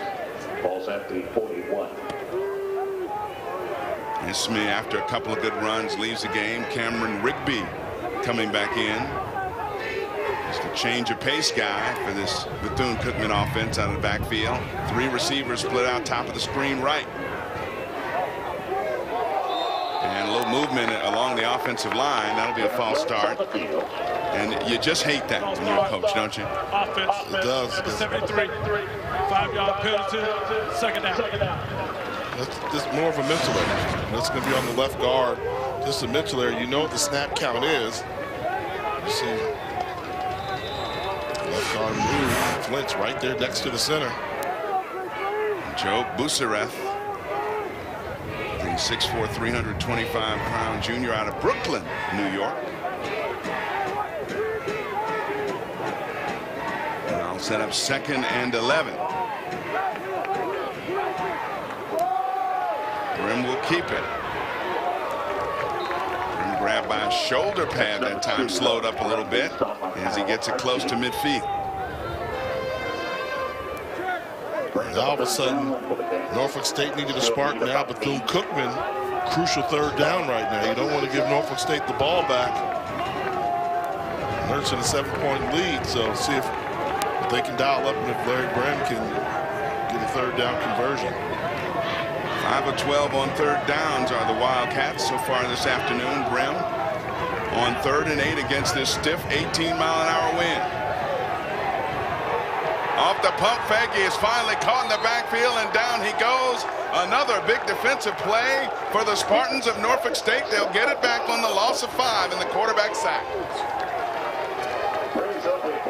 All of a sudden, this team's starting to feel good about themselves.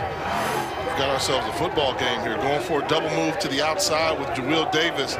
Defensive back did not bite on it. And Grimm, rather than throw it out of bounds, elects to take a sack. Raynard Rebels was the first defender to get to him, cleaning up Chris Lee on the sack. And now against this stiff wind that we've talked about, Jonathan Cagle is going to strike this one from close to his 35.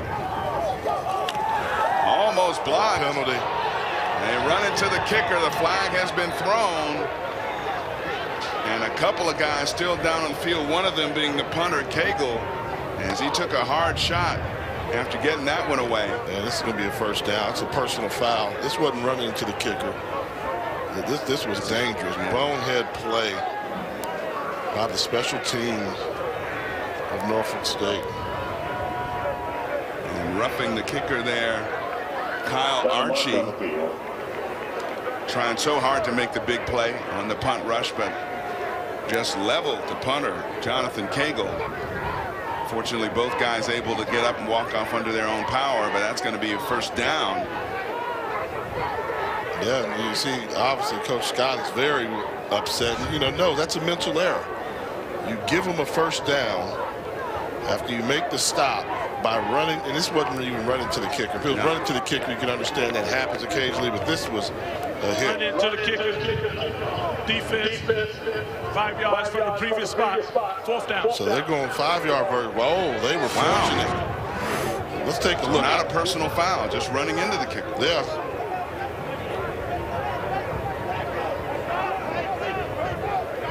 Okay, it looks a little less severe from that angle. Yeah, but look where he hit him high. I just think anytime you hit that punter high like that, I thought that would be the 15-yard variety. And I think that Coach Sims over on the Bethune-Cookman sideline is asking the question, hey, what's going on with that? How does the punter get hit in the midsection? And you call it a 5-yard penalty?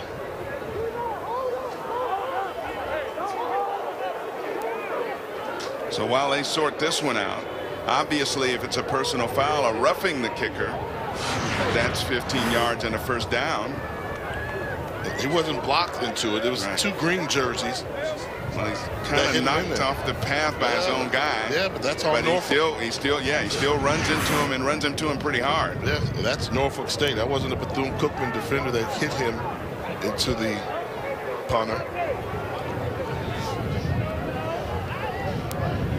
The foul is being declined by Bethune-Cookman.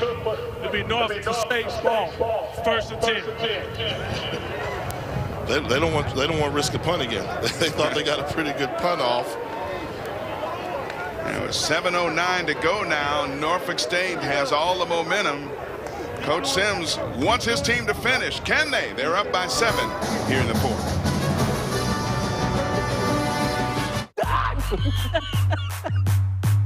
Whoa!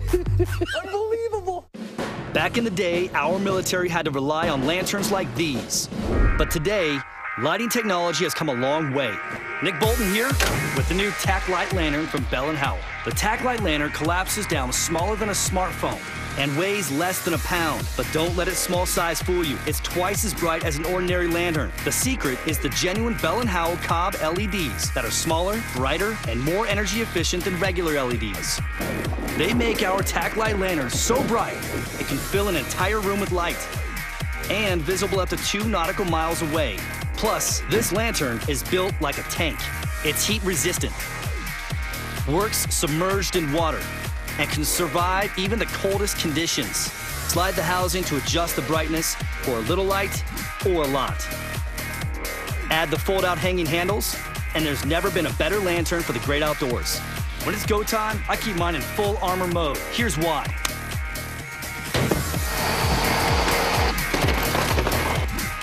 Takes a beating and keeps on working.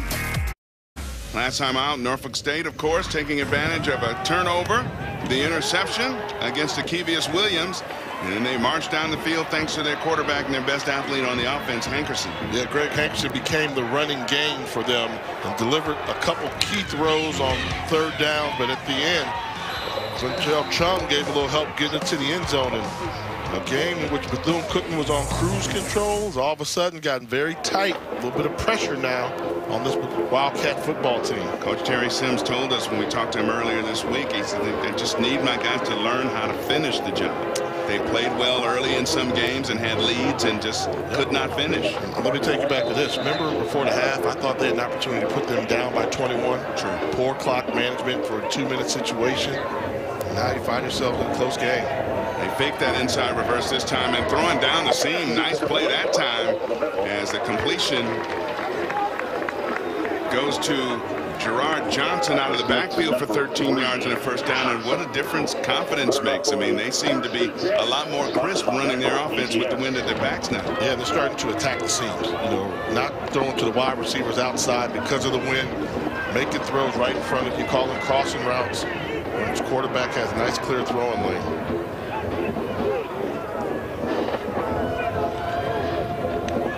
Hankerson on the keeper. Tries to get to the far side. Nice open field tackle on that side of the field as he is brought down by Alexander Morales. We call that name and number a lot tonight, number 36. Yeah, ever since giving up that touchdown on that run where Hankerson kind of ran him over, he's been all over the football field since then. No gain on that play. Hankerson's passing numbers improving a little bit. Up to 57 yards through the air right now. None on the ground, however, on that 1st down play.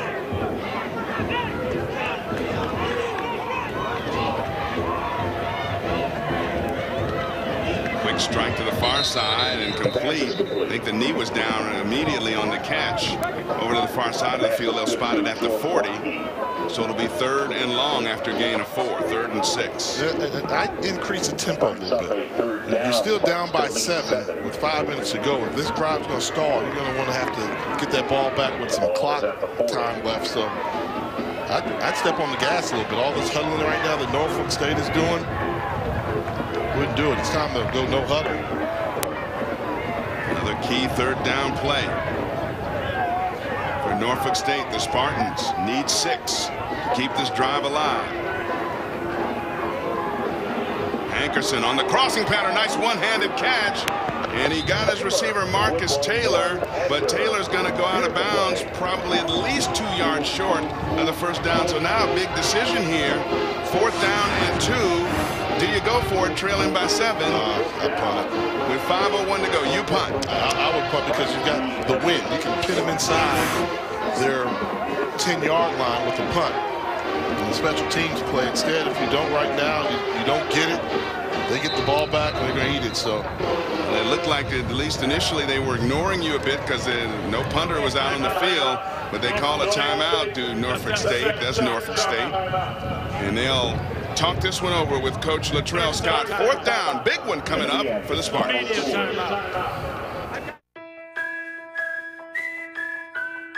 Crisp garden vegetables.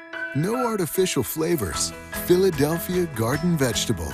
Rich, creamy, and delicious. Nothing else tastes like Philadelphia.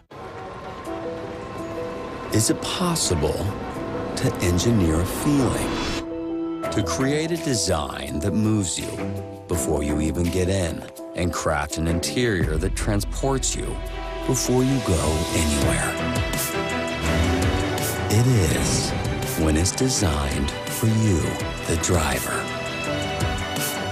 The new Mazda 6.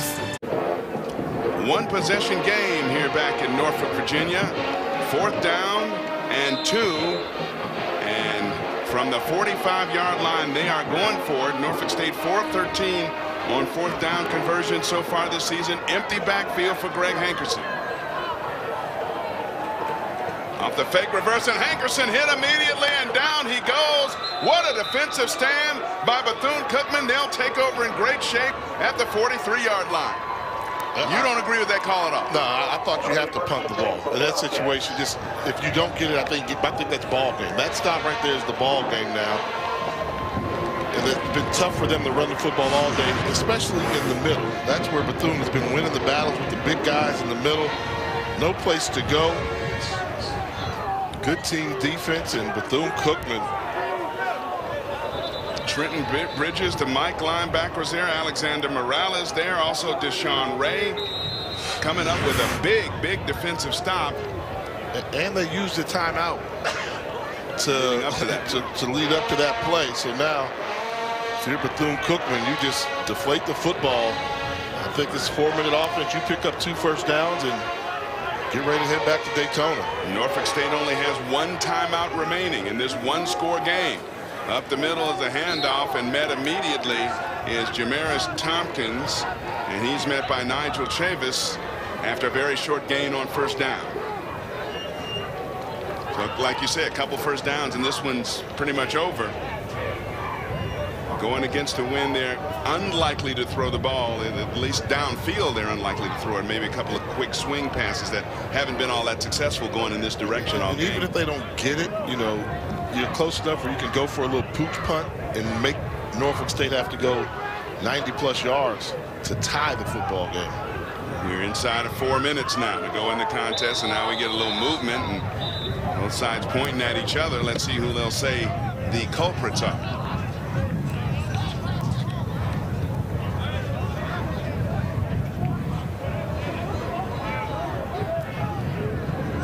False start. Offense. Number 71. 5-yard penalty. 2nd down. Philip Norman, that's generally for the center, moving the football around before it's actually being snapped. 8 penalties now for 60 yards for Bethune-Cookman. Philip Norman. Got on his heels. Yeah, rocking backwards a little bit. 8th penalty for the Wildcats. They've had at least 8 penalties in every game so far this season. And you see Bethune taking their time, letting the play clock get within 10 seconds before they're going to snap it. Play clock inside of 5. Rim, the handoff, and a big hole off the right side that time for Jamaris Tompkins. And Tompkins goes down at about the 43-yard line. If you're going to use a timeout, I think you use it now. You know, with 3rd down and long, now's the time you call that timeout so you get the ball back with plenty of time left in case if you make the stop. 3rd and 10 right now. You hear the rumble of the wind against our microphones, picking up what we call a natural sound out here at Price Stadium in Norfolk. And they're going to let that play clock tick down. We're inside of 10 seconds and let this time run out. Yeah, they're going to call a timeout. Maybe. Approaching the 2.5-minute mark here in the 4th quarter. Brim holding it up. Never had any intention. Don't go out of bounds. You don't run out of bounds, though. Never had any intention of throwing that one, and he ran out of bounds to stop the clock. Oh, wow. Just go down. It's not there. Go down, and now you let Norfolk hold on to a timeout, and you take 40 seconds away. But it's just not there. The timing, just fall. fall to the ground. Oh, you have to know better if you're Larry Brown. Now again, nothing is guaranteed against this 18-mile-an-hour wind. Jonathan Cagle is going to have to get off a good rugby-style punt here to try to push Norfolk State back. Up, drops the snap, in some trouble, tries to throw it, it's intercepted. Oh my, what more could go wrong for Bethune-Cookman as Norfolk State has the ball off the interception. Wow. I mean, both these teams, you said in the open, they're both winless in conference play. We're seeing it show up. Both the teams are not playing the level they should be. He just dropped the ball and then just tries to throw it to save some field position and ends up throwing an interception. Nigel Chavis was the one who got the interception. So Norfolk State down by a score. We're inside of 2 minutes at 1:57 to go. They take over at the 36-yard line of Bethune-Cookman. Gerard Johnson into a hole, into the secondary, and gets inside the 25 down to the 23-yard line.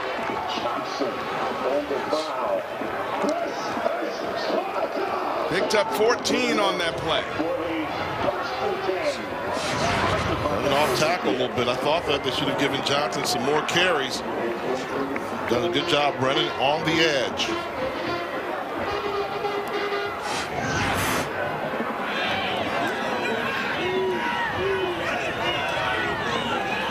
Hankerson looked far side, now comes near side, has a man down to the 12-yard line. Very close to first down yardage. Was his receiver James Church. A pickup of 11, so they'll move the chains once again.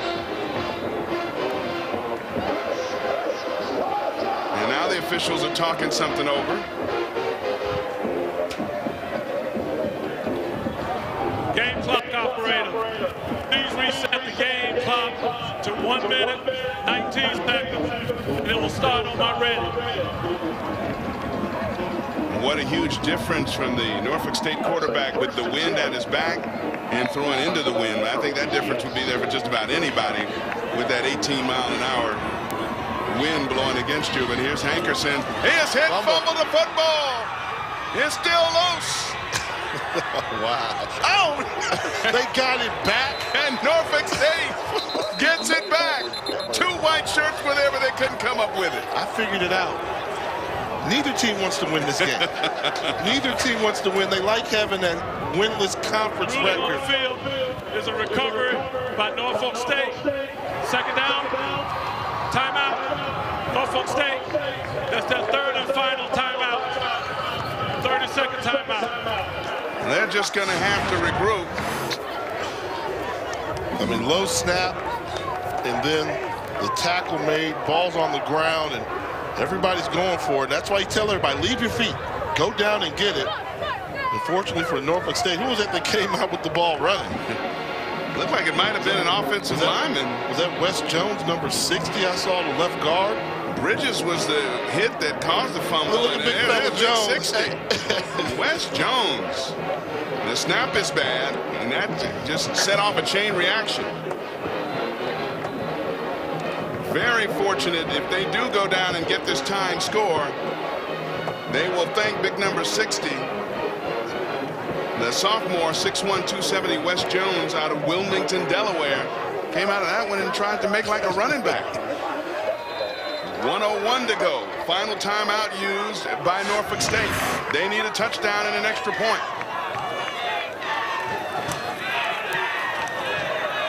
Hankerson just threw that one away.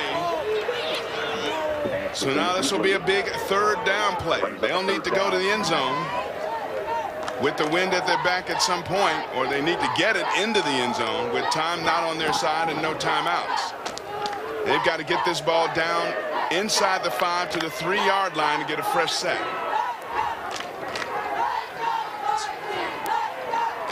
And when they've thrown the ball well, it's been seam routes, something in between the 2 hash marks, is where they've been able to have some success throwing the football.